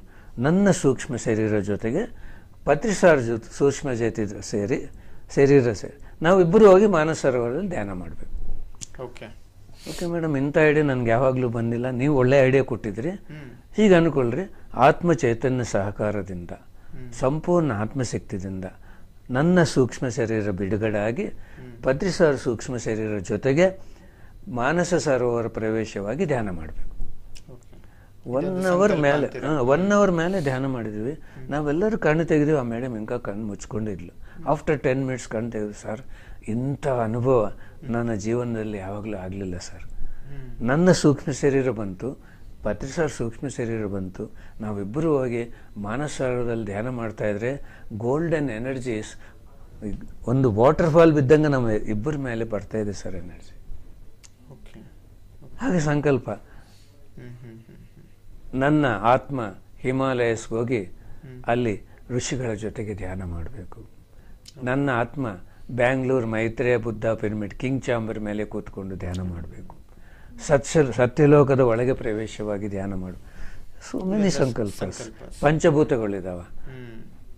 ನೀರು ಒಳಗೋಗಿ ಧ್ಯಾನ ಮಾಡಬೇಕು, ಬೆಂಕಿ ಒಳಗೋಗಿ ಧ್ಯಾನ ಮಾಡ್ಬೋದು ಬೇಕು. Different thoughts. ಅದು ಸ್ವಲ್ಪ ಅದು ಕನ್ವೀನಿಯಂಟ್ ಆಗುತ್ತೆ. So many methods. ಇದು ಏನಂದ್ರೆ ಮನಸ್ಸಿದ್ದರೆ ಮಾರ್ಗವಿರುತ್ತೆ. ನಮ್ಮ ಆತ್ಮ ಎಲ್ಲ ಐಡಿಯಾಸ್ ಕೊರತ್ತೆ, ನಾವು ಕ್ವಶನ್ ಹಾಕಲ್ಲ. ಈ ಐಡಿಯಾಸ್ ಯಾರು ಕೊಟ್ರು ನನಗೆ? ನಾನು ಕ್ವಶನ್ ಹಾಕೊಂಡು ಕೂತ್ಕೊಂಡ್ರೆ ನಾನು ಒಳಗಿಂದ ಬರುತ್ತೆ, ಆತ್ಮ ನನಗೆ ಹೇಳುತ್ತೆ ಹೀಗೆ ಮಾಡಿದ್ರೆ ಧ್ಯಾನ ಕುದುರುತ್ತೆ ಅಂತ. ಸೊ ಎವ್ರಿಬಡಿ, ಯಾರನ್ನ ಹೊರಗನವ್ರನ್ನ ಕೇಳೋ ಕೆಲಸ ಇಲ್ಲ. ಧ್ಯಾನ ಮಾಡೋ ಕ್ವಶನ್ ಹಾಕ್ಕೊಂಡು ಕೂತ್ಕೊಂಡ್ರೆ ಇದು ಕೇವಲ ನನಗೆ ಅಲ್ಲ, ಬಹಳ ಜನಕ್ಕೆ ಪ್ರಾಬ್ಲಮ್ ಇದೆ. ಅವ್ರಿಗೆಲ್ಲರಿಗೂ ನಾನು ಹೇಳಬೇಕಂದ್ರೆ ಆನ್ಸರ್ ಬಂದ್ಬಿಡುತ್ತೆ. New method. ನಾನೇನೋ ಸ್ವಲ್ಪ ಹೇಳಿದ್ದೀನಿ ನನಗೆ ಗೊತ್ತಿರೋವು, ನೀವು ಇನ್ವೆಂಟ್ ಮಾಡ್ಬೋದು ಹೊಸ ಮೆಥಡ್ಸ್. ಇದು ಮಾಡ್ಬೋದು. ಮತ್ತೆ ಇವಾಗ ಧ್ಯಾನ ಕೂತಿರ್ಬೇಕಾದ್ರೆ ನಿದ್ದೆ ತರ ಅನುಭವ ಆಗುತ್ತೆ, ಅದು ನಿದ್ದೆನ ಧ್ಯಾನನ ಸರ್? ಅದಕ್ಕೆ ಎರಡಕ್ಕೂ ವ್ಯತ್ಯಾಸ? ಇದು ಒಳ್ಳೆ ಪ್ರಶ್ನೆ. ಯಾಕಂದರೆ ಧ್ಯಾನ ಮಾಡ್ತಾರಲ್ಲ ಸ್ಟಾರ್ಟಿಂಗು, ಅವ್ರಿಗೆ ಇದು ಭಾಳ ಡೌಟು. ಅವ್ರು ಡೀಪ್ ಹೋಗ್ಬಿಡ್ತಾರೆ. ಇದು ಹೊರಗನ್ನೋದು ಏನೂ ನೆನಪಿರಲ್ಲ, ಗೊತ್ತಾಗಲ್ಲ, ಶಬ್ದನೂ ಕೇಳಿಸಲ್ಲ, ಏನಾಗೋದು ಏನೂ ಗೊತ್ತಾಗಲ್ಲ. ಅದು ನಿದ್ದೆ ಅನ್ನಿಸ್ತದೆ, ನಿದ್ದೆ ಅಲ್ಲ. ಯಾಕಂದರೆ ಅಲ್ಲಿ ಡೌಟ್ ಬರುತ್ತಲ್ಲ, ಇದು ನಿದ್ದೆ ಏನು ಅಂತ. ನಿದ್ದೆ ಮಾಡುವಾಗ ಡೌಟ್ ಬರುತ್ತೆ, ನಾನು ಮಲ್ಕೊಂಡಿದ್ದೀನ ಇಲ್ಲ ಅಂತ. ಹೊರಲಾಡಿದ್ದು ಗೊತ್ತಾಗತ್ತೆ, ಓಕೆ ಹೇಳಿದರೆ ಕೇಳಿಸ್ತದ. ಇಲ್ಲಿ ಧ್ಯಾನ ಮಾಡ್ತಾರೆ, ಓಕೆ ಅಂದರೆ ಕಣ್ಣು ತೆಗಿತಾರೆ. ನಿದ್ದೆ ಮಾಡೋರು ತೆಗಿತಾರ? ನಿದ್ದೆ ಮಾಡೋರು ಡೌಟ್ ಬರುತ್ತೆ ನಿದ್ದೆನ ಅಲ್ಲ ಅಂತ. ಇದು ನಿದ್ದೆ ಅಲ್ಲ, ಇದೇನಂತಾರಂತೆ ಸಬ್ ಕಾನ್ಷಿಯಸ್ ಅಂತಾರೆ. ಅದೊಂದು ಸ್ಥಿತಿ. ಅವಾಗ ಏನಾಗುತ್ತೆ, ಟೋಟಲ್ ನಿರ್ಯೋಚನ, ಕಂಟಿನ್ಯೂ ಎನರ್ಜಿ ಫ್ಲೋ ಆಗ್ತಾ ಇರುತ್ತೆ. ಟು ರಿಸೀವ್ ಮೋರ್ ಎನರ್ಜಿ, ಇದು ಒಳ್ಳೆ ಸ್ಥಿತಿ. ಅದೊಂದೇ ಅಲ್ಲ, ಆ ಸಮಯದಲ್ಲಿ ಹೆಚ್ಚಿಗೆ ಧ್ಯಾನ ಮಾಡ್ಬೋದು. ಯಾಕೆ ಗೊತ್ತಾಗಲಿಲ್ಲ ನಮಗೆ, ಎಷ್ಟೊತ್ತು ಕೂತ್ಕೊಂಡಿದ್ದು ಗೊತ್ತಾಗಲ್ಲ. ಕಣ್ಣು ಬಿಟ್ಟಿದ್ರೆ ತೆಗೆದ್ರೆ 5 hours ಆಗಿರುತ್ತೆ. ಅಂಥ ಸ್ಥಿತಿ ಇರುವಾಗ ಏನು ಮಾಡಬೇಕಂದ್ರೆ ನಾವು ಹ್ಯಾವ್ ಟು ಟ್ರೈ. ಎಷ್ಟು ತಾಸು ಧ್ಯಾನ ಮಾಡ್ಬೋದು ನಾನು ಇವತ್ತು ಟ್ರೈ ಮಾಡೋಣ. ಮನೆಯಲ್ಲಿ ಎಲ್ಲರಿಗೂ ಹೇಳ್ಬೇಕು, ಯಾರು ಡಿಸ್ಟರ್ಬ್ ಮಾಡಬೇಡ್ರಿ, ನಾನೇ ಕಣ್ಣು ತೆಗಿಯೋವರೆಗೆ ಅಂತ ಹೇಳಬೇಕು. ಕಣ್ಣು ಮುಚ್ಚಿರ್ತೀವಿ, ಬಾಯಿ ಮಾತಾಡ್ಬೋದು ಮನೆಯವ್ರ ಹತ್ರ, ನಾನು ಡಿಸ್ಟರ್ಬ್ ಮಾಡಬೇಡ್ರಿ, ಇವತ್ತು ನಾನು ಡೀಪಾಗಿ ಹೋಗ್ತಾ ಇದ್ದೀನಿ, ನೋಡೋಣ ಎಷ್ಟು ತಾಸು ಧ್ಯಾನ ಮಾಡ್ತೀನಿ ನಾವು. ಮಾಡ್ಬೋದಲ್ಲ? ನಾನು ಒಂದು ಸಲ TV ನೋಡ್ತಾ ಹಾಗೆ ಹೋಗ್ಬಿಡ್ತೀನಿ ಡೀಪು. ನಾನು ಎಂತಿಗೆ ಗೊತ್ತು ಇನ್ನು ಕಣ್ಣು ತೆಗೆದಿಲ್ಲ ಅಂತ. ಫೋನ್ ಬಂದ್ರೇನು ಏನು ಬಂದ್ರೇನು ಈವ್ನಿಂಗ್ 5 o'clock ಕಣ್ಣು ತೆಗ್ತೀನಿ, ಗೊತ್ತಾಗಲ್ಲ. That is the best time to do more meditation. ಹೆಚ್ಚಿಗೆ ಶಕ್ತಿ ತಗೊಳ್ಳೋದು ಒಳ್ಳೆ ಸ್ಥಿತಿ. ಅದು ಜಸ್ಟ್ ಆ ಕನ್ಫ್ಯೂಷನ್ ಬಿಡಬೇಕು. ನಾವು ಹೇಳ್ತೀವಲ್ಲ, ನಿನ್ನ ಕಣ್ಣು ಮುಚ್ಕೊಂಡು ಧ್ಯಾನ ಮಾಡಿದ್ರೆ ನಿನ್ನ ಶಕ್ತಿ ಉಳಿಯತ್ತೆ ಅಂತ. ಶಕ್ತಿ ಹೋಗ್ಲಿ, ಉಳ್ತಾ ಇದೆ ಅಲ್ಲ, ನಷ್ಟ ಏನಿದೆ? ಹೇಗೆ ಕಣ್ಣು ತೆಗಿಬೇಕು? ಬೆಸ್ಟ್ ಸ್ಥಿತಿ ಅದು, to do more meditation. Sir, ಧ್ಯಾನಕ್ಕೆ ನಿದ್ದೆಗೆ ವ್ಯತ್ಯಾಸವೇನಿದೆ ಸರ್? ಒಳ್ಳೆ ಕ್ವಶನ್ ಇದು. ಯಾಕಂದರೆ ಎಲ್ಲರೂ ಅನ್ಕೊಂತಾರ ಧ್ಯಾನವೆಂದರೆ ಮನಸ್ಸಿಗೆ ವಿಶ್ರಾಂತಿ ಕೊಡುವುದು, ಧ್ಯಾನವೆಂದರೆ ಮನಸ್ಸನ್ನು ಶೂನ್ಯ ಮಾಡುವುದು ಅಂತ ನಾವು ಹೇಳ್ತೀವಿ. ಎಲ್ಲರೂ ಏನು ಕೇಳ್ತಾರೆ, ಸರ್ ನಿದ್ದೆ ಮಾಡುವಾಗ ಮನಸ್ಸಿಗೆ ವಿಶ್ರಾಂತಿ ಕೊಡ್ತಾ ಇದ್ದೀವಿ ಅಂತ ಕೇಳ್ತಾರೆ. This is the question. Unconscious rest to the mind is sleep, conscious rest to the mind is meditation. ಅಜಾಗೃತಿ ಸ್ಥಿತಿಯಲ್ಲಿ ಮನಸ್ಸಿಗೆ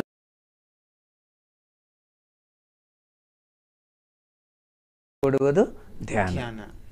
ಓಕೆ.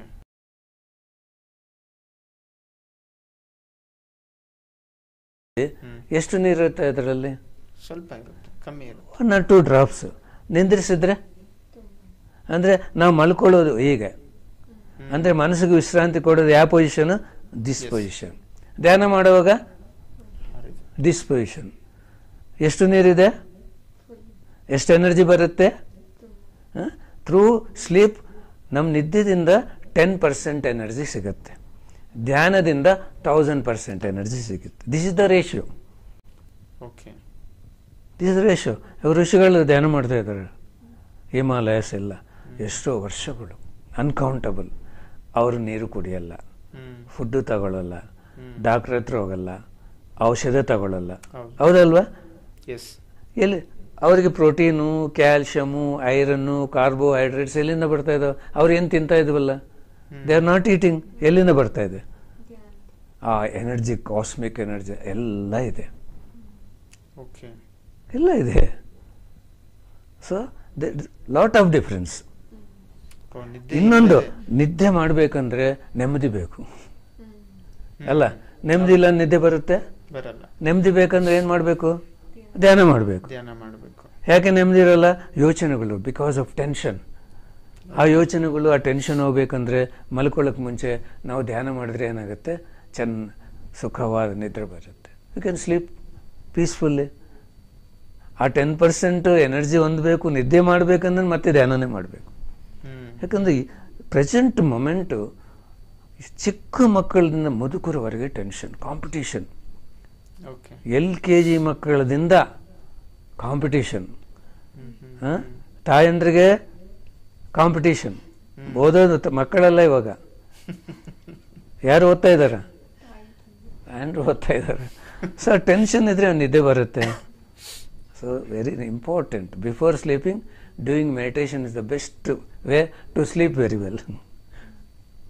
ಸರಿ, ಇವಾಗ ನೀವು ಹೇಳಿದಂಗೆ ಕಾಂಪಿಟೇಷನ್ ಅದು ಹೆಂಗ್ ಡೀಲ್ ಮಾಡಬೇಕು ಅಂತ ಸ್ವಲ್ಪ ಕಾಂಪಿಟೇಷನ್ನ ಹೆಂಗ್?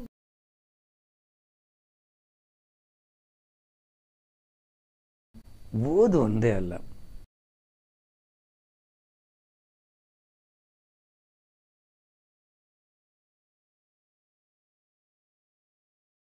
so many things.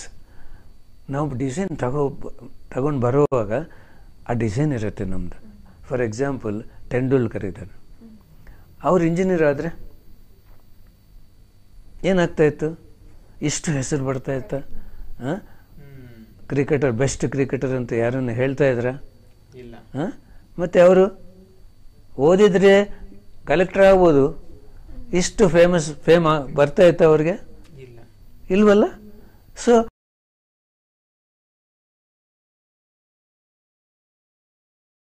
Tell them,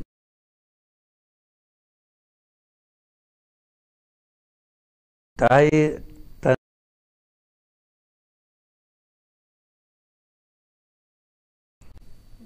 ಈ ಜ್ಞಾನವಿಲ್ಲ. 1% ಕಡಿಮೆ ಮಾಡಿದ್ರೆ ಹೊಡೆದು ಬಿಡ್ತಾರೆ ಮಕ್ಕಳನ್ನ. ಏನು ಅಷ್ಟು ಪ್ರೆಷರ? 10th ಕ್ಲಾಸು 98% ಬಂದಿದೆ, ಇನ್ನು 2% ಯಾಕೆ ಬಂದಿಲ್ಲ? ಅವನು ಹೋಗಿ ಸೂಸೈಡ್ ಮಾಡ್ಕೊತಾನೆ, ಮತ್ತೆ ಅಳೋದು. This is happening. ಕಾರಣ ಏನು? ಜ್ಞಾನವಿಲ್ಲ ಯಾರಿಗೆ. ಕಾಂಪಿಟೇಷನ್ ಯಾಕೆ ಇದೆಂತ ಅಂದರೆ ಯಾರು ಜ್ಞಾನ ಇಲ್ಲ ಅವ್ರಿಗೆ. ನಮ್ಮಂಥವ್ರು ನಾವು ಎಂಜಾಯ್ ಮಾಡ್ತೀವಿ, ಫೇಲ್ ಆಗಿದ್ರೆ ಓಕೆ. ನಾನು ಬಿಫೋರ್ ಮೆಡಿಟೇಷನ್ ನಮ್ಮ ಮಕ್ಕಳಿಗೆ ಯಾರಿಗೆ ಪ್ರೆಸೆಂಟ್ ಮಾಡ್ತಾ ಇದ್ದಿಲ್ಲ. ನನ್ನ ಮಗನಿಗಾಗಿ, ನನ್ನ ಮಗಳಿಗಾಗಿ 70% ಬಂದು ಓಕೆ, ಚೆನ್ನಾಗಿ ಓದ್ಕೊ, ಇನ್ನು ಸ್ವಲ್ಪ ಅಚೀವ್ ಮಾಡು, ಇಷ್ಟೇ ಹೇಳ್ತಾ ಇದ್ದೆ ನಾನು. Before meditation I was not giving pressure to him. That is not right thing. They may become very great in dancing, singing, there are so many talents. ಅವ್ರಿಗೆ ಟ್ಯಾಲೆಂಟ್ಸ್ ಏನಿದೋ ಅದು ಎನ್ಕರೇಜ್ ಮಾಡಬೇಕು. ಓದು ಇದೆ, not only education, there are so many things. Sir, ಇವಾಗ ಪೂಜೆಗೆ ನಿಯಮಗಳಿದೆ ಅಲ್ವಾ sir? ಮಡಿ ಓಕೆ, ಏನು ಪೂಜೆ ಮಾಡ್ಬೇಕಂದ್ರೆ ನಿಯಮಗಳಿದೆ ಅಲ್ವಾ ಸರ್? ಮಡಿ ಅದು ಇದು ಅಂತ. ಹಂಗೆ ಧ್ಯಾನ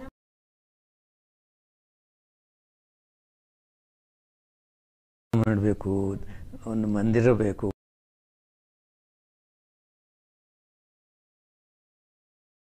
ಪೂಜೆ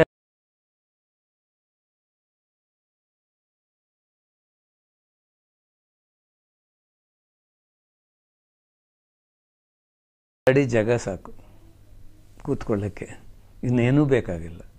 ನೋ ನೆಸೆಸಿಟಿ ಆಫ್ ಎನಿಥಿಂಗ್. ಎಲ್ಲಿದ್ದರೆ ಅಲ್ಲೇ ಮಾಡ್ಬೋದು.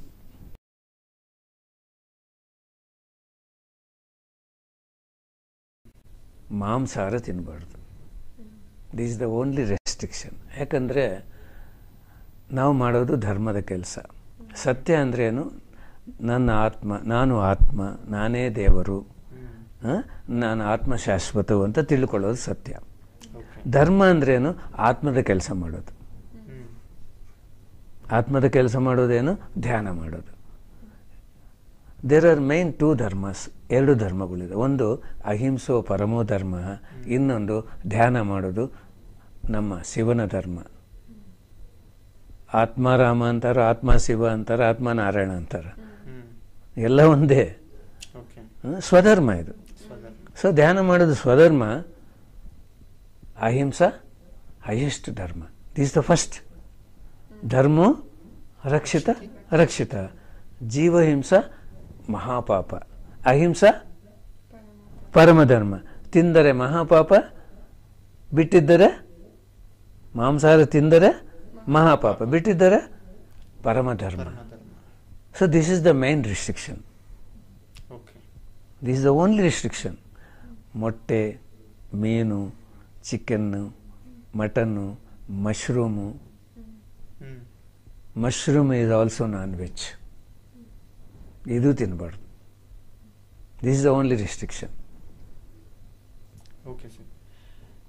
ಪೂಜೆ ಮಾಡುತ್ತಾ, ಮಂತ್ರೋಪಾಸನೆ ಮಾಡುತ್ತಾ ಧ್ಯಾನ ಮಾಡಬಹುದಾ ಅನ್ನೋದು ನನ್ನ ಪ್ರಶ್ನೆ. ಮಾಡ್ಬೋದು, ಅದು ಸಂಪ್ರದಾಯ. It is not A mistake. ಅದು ಅದಕ್ಕೇನಂದ್ರೆ ಟೈಮು ನಿಯಮ ಇರುತ್ತೆ. ಆ ಟೈಮ್ಗೆ ಅದು ಮಾಡ್ಕೋಬೋದು, ಮಾಡ್ಕೋಬೋದು, ನೋ ಪ್ರಾಬ್ಲಮ್. ಯಾಕಂದರೆ ಫ್ಯಾಮಿಲಿ ಮೆಂಬರ್ಸು ಒಂದು ಫ್ಯಾಮಿಲಿ ಇರುತ್ತೆ, ತಾಯಿ ತಂದೆ ಇರ್ತಾರೆ, ಎಲ್ಲರೂ ದೊಡ್ಡವರು ಇರ್ತಾರೆ, ಅವ್ರಿಗೆ ಇಷ್ಟ ಇದೆ, ಫಾರ್ ದೇರ್ ಸೇಕ್ ನಾವು ಮಾಡ್ಬೋದು. ಒಂದು ಸಂಪ್ರದಾಯ ಅಷ್ಟೇ. ಈ ಧ್ಯಾನಕ್ಕೆ ಏನು ಟೈಮ್ ಇಲ್ಲ, ರಿಸ್ಟ್ರಿಕ್ಷನ್ ಇಲ್ಲ. ಸೊ ನಾವು ಸಮಯ, ಅನುಕೂಲ ಸಮಯ ನೋಡಿಕೊಂಡು ಧ್ಯಾನ ಮಾಡ್ಬೋದು. ಎಸ್ಪೆಷಲಿ ರಾತ್ರಿ ಹೊತ್ತು ಬೆಸ್ಟ್ ಧ್ಯಾನಕ್ಕೆ. ಯೋಗಿಯರು ರಾತ್ರಿ ಧ್ಯಾನ ಮಾಡಬೇಕಂತಾರೆ. ಯಾಕಂದರೆ ರಾತ್ರಿ ಸಮಯ ಆಧ್ಯಾತ್ಮಿಕ ಜೀವನ, ಹಗಲು ಸಮಯ ಭೌತಿಕ ಜೀವನ. ಧ್ಯಾನ ಮಾಡೋದು, ಸ್ವಾಧ್ಯಾಯ ಮಾಡೋದು, ಸಜ್ಜನ ಸಂಗತಿ ಮಾಡೋದೆಲ್ಲ ರಾತ್ರಿ. ಇವಾಗ ರಾತ್ರಿ ಸ್ವಾಧ್ಯಾಯ ಧ್ಯಾನ ಮಾಡ್ತೀವಪ್ಪ, ಸಜ್ಜನ ಸಂಗತಿ ಹೇಗಾಗತ್ತೆ ಅಂತ ಡೌಟ್ ಬರ್ಬೋದು. PMC ಇದೆ, ಮೊದಲು ಫೆಸಿಲಿಟಿ ಇಲ್ಲ. PMC ಇಟ್ಕೊಂಡು, ಚಾನಲ್ ಇಟ್ಕೊಂಡು ನಾವು ಗುರುಗಳ ಸ್ಪೀಚಸ್ ಕೇಳ್ಬೋದು, ಆಚಾರ್ಯ ಸಾಂಗತ್ಯ, ನಮ್ಮ ಮೆಡಿಟೇಟರ್ಸರ ಅನುಭವ ಕೇಳ್ಬೋದು. ಇದು ಸಜ್ಜನ ಸಾಂಗತ್ಯ, ಹೌದಲ್ವಾ? So there is no need to leave compulsorily. ಸಂಪ್ರದಾಯ ಓಕೆ ಮಾಡೋಣ, ತೊಂದರೆ ಏನಿಲ್ಲ ಅದಕ್ಕೆ. ಸರ್, ಇವಾಗ ಗರ್ಭಿಣಿಯರು ಮಾಡ್ಬೋದು ಸರ್ ಧ್ಯಾನನ? ಅವ್ರಿಗೆ ಎಷ್ಟು ಇಂಪಾರ್ಟೆಂಟ್ ಆ ಟೈಮಲ್ಲಿ ಧ್ಯಾನ? ಯಾರು?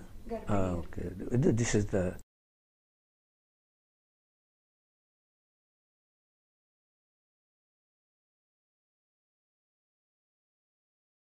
ಮಗುವಿನೇನು ಎನರ್ಜಿ ಹೋಗುತ್ತೆ.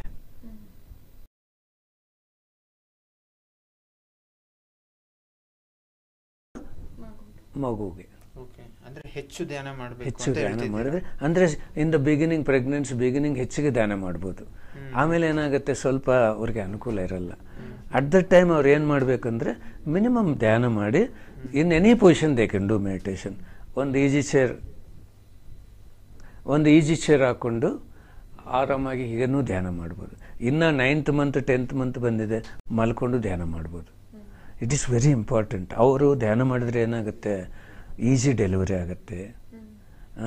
ಆ ಹುಟ್ಟೋ ಶಿಶು ಭಾಳ ಹೆಲ್ತಿ ಇರ್ತಾರೆ. ಅವ್ರಿಗೆ ಇವಾಗ ಗರ್ಭಿಣಿ ಅವ್ರಿಗೆ ಏನು ಹೇಳ್ತೀವಿ, ಮನಸ್ಸು ನೆಮ್ಮದಿಗೆ ಇಟ್ಕೋಬೇಕು, ನೀವು ಸಂಗೀತ ಕೇಳಬೇಕು, ಜ್ಞಾನ ಕೇಳಬೇಕಂತ, ಅದೆಲ್ಲ ದೇ ವಿಲ್ ರಿಸೀವ್. ಅಭಿಮನ್ಯು ಇದನ್ನಲ್ಲ, ಅವ್ರಿಗೆ ಪದ್ಮವಿವಾಹ ಯಾವಾಗ ಗೊತ್ತು ಅಲ್ಲ, ತಾಯಿ ಹೊಟ್ಟೆದಲ್ಲಿರೋವಾಗೆ ಜ್ಞಾನ ಬಂತಲ್ಲ. ಮತ್ತು ನಮ್ಮ ಮಕ್ಕಳಿಗೆ ಅಷ್ಟೇ ಅಲ್ಲ, ಗರ್ಭಿಣಿ ಸ್ತ್ರೀಯರವರು ಡೆಫಿನೆಟ್ಲಿ ಧ್ಯಾನ ಮಾಡೋದು ಒಂದೇ ಅಲ್ಲ, ಸ್ವಾಧ್ಯಾಯ ಮಾಡಬೇಕು, ಸಜ್ಜನ ಸಾಂಗತ್ಯ ಮಾಡಬೇಕು, ಮ್ಯೂಸಿಕ್ ಕೇಳಬೇಕು. 24 hours peaceful and spiritual life lead ಮಾಡಿದರೆ ಹುಟ್ಟೋ ಮಕ್ಕಳು ಗ್ರೇಟ್ ಪರ್ಸನ್ಸ್ ಜನ್ಮ ತಗೊಂತಾರೆ, ಗ್ರೇಟ್ ಮಾಸ್ಟರ್ಸ್. ಒಳಗೆ ಪ್ರಿಪೇರ್ ಆಗ್ತಾರೆ ಅವರು. This is very important. They have to do compulsorily. ನಮ್ಮೂರಲ್ಲಿ ನಾನು ಅದನ್ನಲ್ಲಿ ಇರುವಾಗ ಇಬ್ಬರಿದ್ದರು. ಇಬ್ಬರು ಡೆಲಿವರಿ ಆಗೈತೆ ಅಂತ ಗೊತ್ತಾ, ಈಗ ಹೋದ್ರೆ ಈಗ ಬಂದರು. 4 to 5 hours ಧ್ಯಾನ ಮಾಡ್ತಾಯಿದ್ರು every day. Normal delivery and very easy delivery.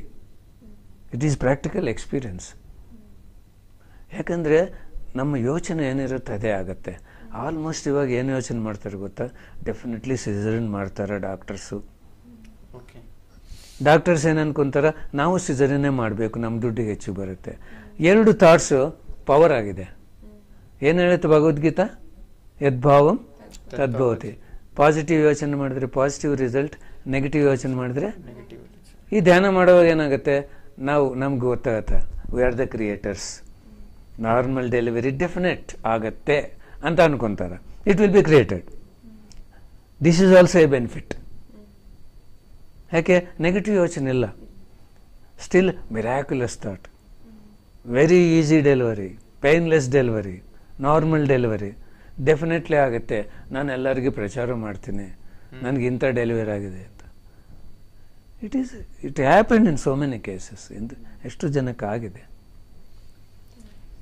Sir, ನನ್ನದು ಇನ್ನೊಂದು ಪ್ರಶ್ನೆ. ಧ್ಯಾನ ಮಾಡುವಾಗ ಒಂದೇ ಸ್ಥಳದಲ್ಲಿ ಪ್ರತಿದಿನ ಕೂರಬೇಕು, ಇಂಥ ದಿಕ್ಕಲ್ಲೇ ಕೂತ್ಕೊಂಡು ಧ್ಯಾನ ಮಾಡಬೇಕು, ನಾನು ಕೂರಬೇಕಾದಂಥ ಆ ಧ್ಯಾನದ ಸ್ಥಳ ಅನ್ನೋದ್ರ ಮೇಲೆ ಒಂದು ಹಾಸಿಗೆ ಆಗಲಿ ಆಸನ ಆಗಲಿ ಈ ಥರ ಇರಬೇಕು ಅನ್ನೋದು ಏನನ್ನ ಒಂದು ಪ್ರತ್ಯೇಕವಾದಂಥ ನಿಬಂಧನೆ ನಿಯಮಗಳು ಇದರ ಹಿಂದುಗಡೆ ಏನನ್ನ ಶಾಸ್ತ್ರೀಯತೆ ಇದೆಯಾ ಇಲ್ವಾ ಅನ್ನೋದು ನನ್ನ ಪ್ರಶ್ನೆ. ಇದು ಬೆಸ್ಟ್ ಕ್ವಶನ್. ಯಾಕಂದರೆ ಸೋ ಮೆನಿ ಡೌಟ್ಸ್, ಎಲ್ಲರಿಗೂ ಭಾಳ ಡೌಟ್ಸ್ ಇದಾವೆ.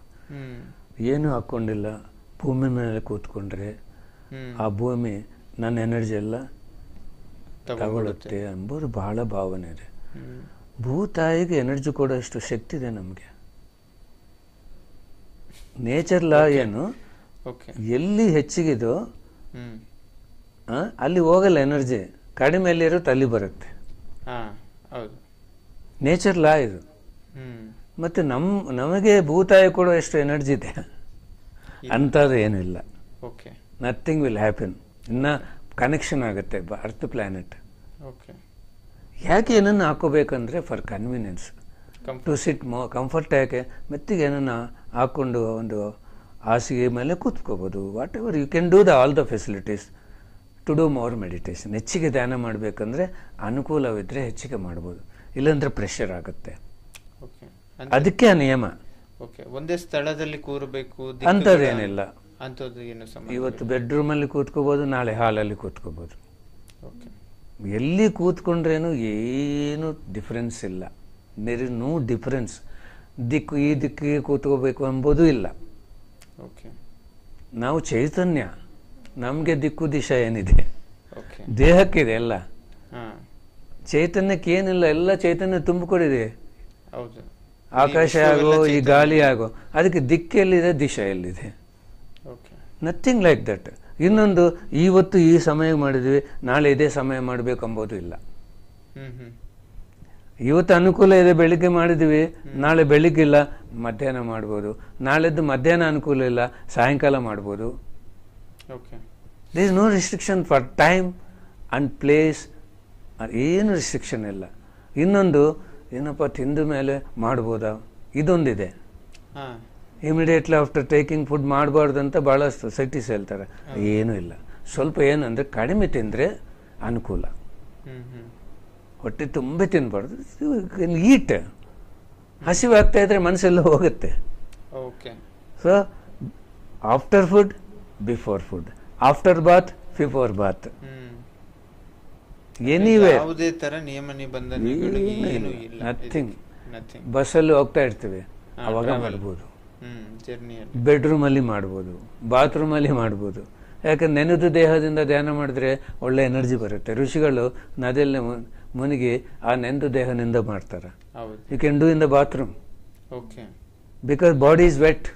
ಹೈಯೆಸ್ಟ್ ಎನರ್ಜಿ ಹೆಡ್ ಬಾತ್ ಮಾಡ್ತೀವಿ, ಶವರ್ ಹಾಕೊಂಡು ಧ್ಯಾನ ಮಾಡ್ಬೋದು.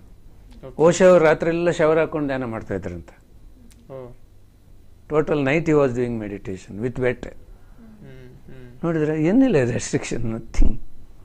Simple and very easy meditation, anywhere, at any place, at any time. Sir, ಇವಾಗ ಮನೆಯಲ್ಲಿ ಯಾರಾದರೂ ತೀರೋಗ್ತಾರೆ ಅಂಡ್ ಇವಾಗ ಲೇಡೀಸ್ಗೆ ಮಂತ್ಲಿ ಪೀರಿಯಡ್ಸ್ ಬರುತ್ತೆ, ಆವಾಗ ಧ್ಯಾನ ಮಾಡ್ಬೋದು ಸರ್? ಒಳ್ಳೆ ಕ್ವಶನ್. ಯಾಕಂದರೆ ನಾನು ಒಂದ್ಸರಿ ಕೋಲಾರ್ಗೆ ಹೋದರೆ ಟೆಂಪಲಲ್ಲಿ ಕ್ಲಾಸ್ ಇಟ್ಟಿದ್ರು. ಈ ಟೆಂಪಲ್ ಎದುರಿಗೆ ಅವ್ರ ಮನೆ. ಆ ಮೇಡಮ್ ಮನೆಗೆ ಊಟಕ್ಕೆ ಕರ್ಕೊಂಡೋದ್ರು. ಅವ್ರ ಸೊಸೆ ಬಂದಿಲ್ಲ ಕ್ಲಾಸ್ಗೆ. ಸರ್ ಪೆನ್ಸಸ್ ಪೀರಿಯಡ್ಸ್ ಇತ್ತು, ಅದಕ್ಕೆ ಬಂದಿಲ್ಲ ಸರ್. ಓಕೆ ಅಂತ ನಾನು ಕೂಡಿಸಿದೆ, ಧ್ಯಾನಕ್ಕೆ ಕೂಡಿಸಿದ್ರೆ ಒಂದು ಸ್ಕ್ರೀನ್ ಬರುತ್ತೆ ಧ್ಯಾನ ಮಾಡುವಾಗ. ಅದು ಕಲರ್ ಸ್ಕ್ರೀನ್ ಇರ್ಬೋದು, ಬ್ರೈಟ್ ಸ್ಕ್ರೀನ್.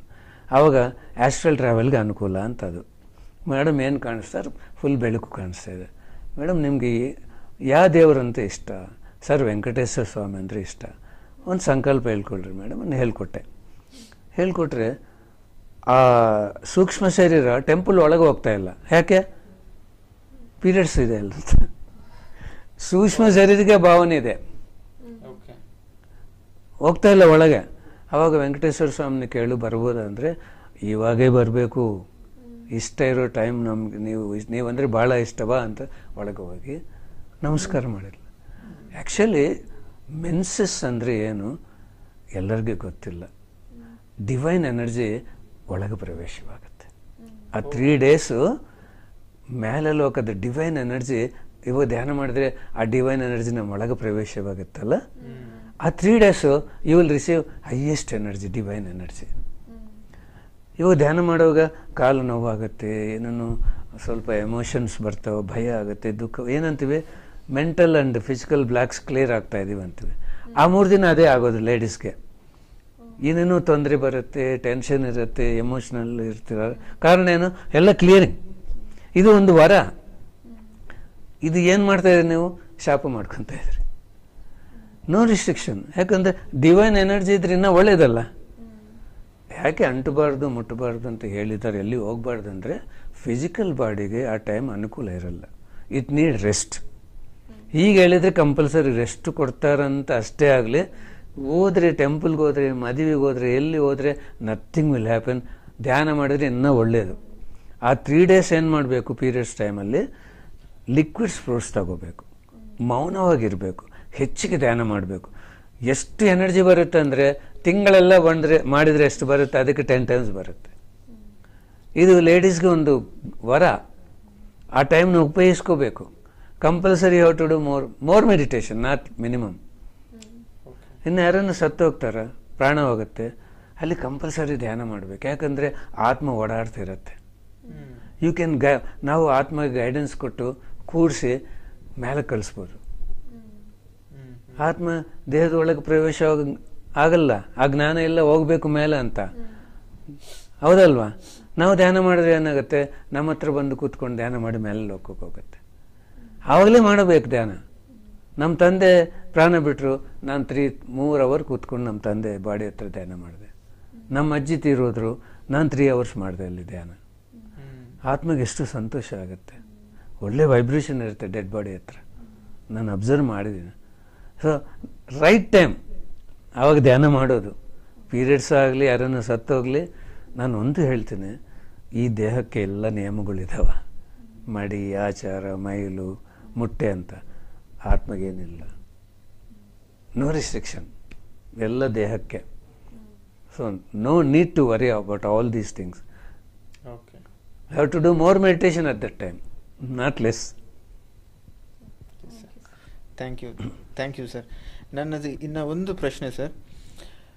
ಧ್ಯಾನ ಮಾಡಿದರೆ ಶಕ್ತಿ ಬರುತ್ತದೆ ಅಂತಾರೆ. ಈ ಈ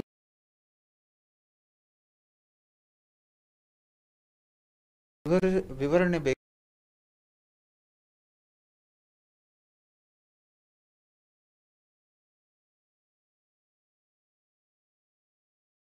ಧ್ಯಾನದಿಂದ ಒಂದೇ ಅಲ್ಲ, ಊಟದಿಂದನೂ ಬರುತ್ತೆ. ಯಾಕೆ ಎಲ್ಲರೂ ತಿನ್ನೋದಂದರೆ for the sake of energy. ಮಲ್ಕೊಂತಾರಲ್ಲ ಆವಾಗಲೂ ಎನರ್ಜಿ ಬರುತ್ತೆ. ಆದರೆ ಊಟದಿಂದ ಬರೋ ಎನರ್ಜಿ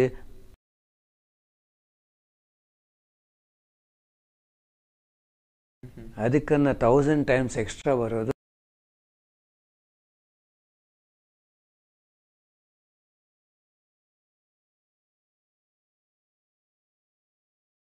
ಪ್ರಾಬ್ಲಮ್ ಆಗುತ್ತೆ.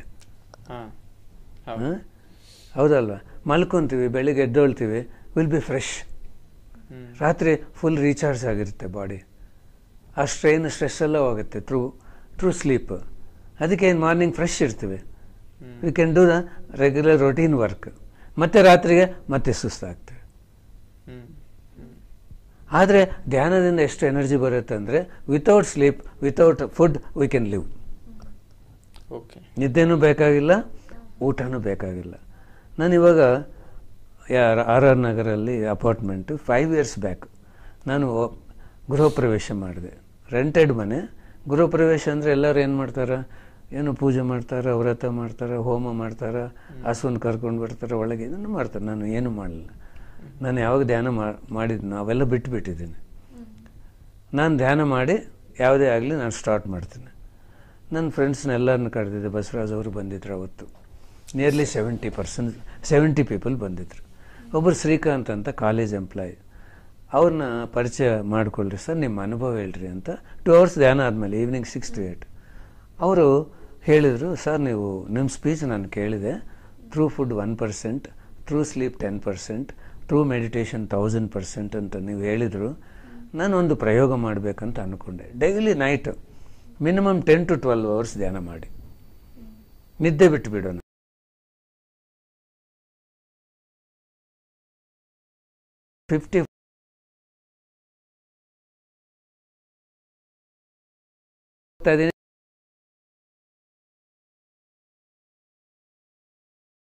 ಅಂದರೆ ಮನೆಯವ್ರ ಕಾಟ ಹೆಚ್ಚಿಗಾಗಿದೆ, ಡಾಕ್ಟ್ರ್ ಹತ್ರ ಕರ್ಕೊಂಡು ಹೋಗ್ತಾರಂತ ನೋಡಿದೆ. Can you imagine? ಈ ಬ್ಯಾಂಗ್ಳೂರು ಸಿಟಿಯಲ್ಲಿ ಒಬ್ರು ಇದ್ದಾರೆ, ನಾಯ್ಡು ಅಂತ, 80 years old. ಅವರು ಫ್ರಮ್ 2007 ಇವತ್ತಿನವರೆಗೆ ನಿದ್ದೆ ಮಾಡಲಿಲ್ಲ. 13 years ಕಂಪ್ಲೀಟ್ ಆಗಿದೆ. ಈ ಡಿಸೆಂಬರ್ಗೆ 14 years ಕಂಪ್ಲೀಟ್ ಆಗುತ್ತೆ. ಟೋಟಲ್ ನೈಟ್ ಈ ಕುರ್ಜಿ ಮೇಲೆ ಕೂತ್ಕೊಂಡು ಧ್ಯಾನ ಮಾಡ್ತಾರೆ, ಬೆಳಿಗ್ಗೆ ನಾರ್ಮಲ್ ಡ್ಯೂಟಿ ಮಾಡ್ತಾರೆ. ಎಷ್ಟು ಅವರು ಒಂದು ಯಂಗ್ ಬಾಯ್ ಇದ್ದಂಗೆ ಇರ್ತಾರೆ. ಯಂಗ್ ಪರ್ಸನ್ ಮಾಡಲ್ಲ ಅವರು ಕೆಲಸ. ಅಷ್ಟು ಎನರ್ಜೆಟಿಕ್ ಇರ್ತಾರೆ. ನೋಡಿ ಎಷ್ಟು ಎನರ್ಜಿ ಬರುತ್ತೆ. Can you imagine? ಇಮ್ಯಾಜಿನ್ ಮಾಡ್ಲಿಕ್ಕಾಗಲ್ಲ. ಸೋ ಮೆನಿ ಪೀಪಲ್ ಪ್ರಾಕ್ಟಿಕಲ್ಸ್ ಮಾಡ್ತಾ ಇದ್ದಾರೆ ಇವೆಲ್ಲ. ಧ್ಯಾನದಿಂದ ಅನಂತವಾದಂಥ ಶಕ್ತಿ ಬರುತ್ತೆ. ಅದು ಸಬ್ಸ್ಟಿಟ್ಯೂಟ್ ಮಾಡುವುದು ನಮ್ಮ ಫುಡ್ಡನ್ನು ನಿದ್ದೆನ ಅಂತಲೂ ತಿಳಿಯುತ್ತಾ ಇದೆ ಧ್ಯಾನದಿಂದ. Thank you sir. ಸರ್ ಮತ್ತೆ ಇವಾಗ ಧ್ಯಾನ ಮಾಡ್ತಾ ಇದ್ರೆ ತುಂಬಾ ಆಲೋಚನೆ, ಅಂದ್ರೆ ಮಿಕ್ಕಿದ ಕೆಲಸ ಮಾಡ್ತಿರ್ಬೇಕಾದ್ರೆ ಅಷ್ಟು ಬರಲ್ಲ, ಬಟ್ ಧ್ಯಾನಕ್ಕೆ ಕೂತಾಗ ತುಂಬಾ ಆಲೋಚನೆ ಬರುತ್ತೆ. ಅದು ಹೆಂಗೆ ಸರ್ ಎಕ್ಸ್ಪ್ಲೇನ್? ಅದೇ ಹೇಳಿದ್ನಲ್ಲ, ದಿಸ್ ಕ್ವಶನ್ ಗಾಟ್ ಆನ್ಸರ್ನ. ಧ್ಯಾನ ಮಾಡುವಾಗ ಯೋಚನೆ ಬರುತ್ತೆ, ಅದು ಯೋಚನೆ ಕೌಂಟ್ ಮಾಡ್ಬೋದು, ಅದು ಹೆಚ್ಚಿಗೆ ಬರಲ್ಲ ಅಂತ ಹೇಳಿದ್ನಲ್ಲ. Already it is completed. Sir, ಧ್ಯಾನ ಮಾಡುವ ಸಮಯದಲ್ಲಿ ತಲೆ ತುಂಬ ಭಾರ ಆಗುವುದು, ಈ ಶರೀರದಲ್ಲಿ ಪಲು ರಕವಾದಂಥ ನೋವುಗಳು, ಈ ಥರ ಡಿಫ್ರೆಂಟ್ ಎಕ್ಸ್ಪೀರಿಯನ್ಸಸ್ ಬರ್ತಾ ಇರ್ತವೆ ಧ್ಯಾನ ಮಾಡೋ ಸಮಯದಲ್ಲಿ. ಓಕೆ, ಇದನ್ನು ಹೇಗೆ ನಾವು ಅರ್ಥ ಮಾಡ್ಕೋಬೇಕು? ಇದು ನಾವು ಮಾಡ್ತಿರೋ ಧ್ಯಾನ ಸರಿಯಾದ ರೀತಿಯಲ್ಲಿ ನಾವು ಮುಂದೆ ಹೊರಿತಾ ಇದ್ದೀವ ಇಲ್ವಾ? ಇದಕ್ಕೆ ನಮಗೆ ಇನ್ನೊಬ್ಬ ಎಕ್ಸ್ಪೀರಿಯನ್ಸ್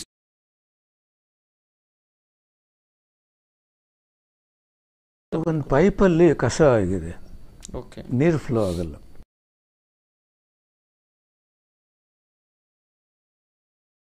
ಫ್ಲೋ ಆಗುತ್ತೆ. ಹಾಗೆ ನಮ್ಮ ನಾಡಿ ಮಂಡಲ 2,70,000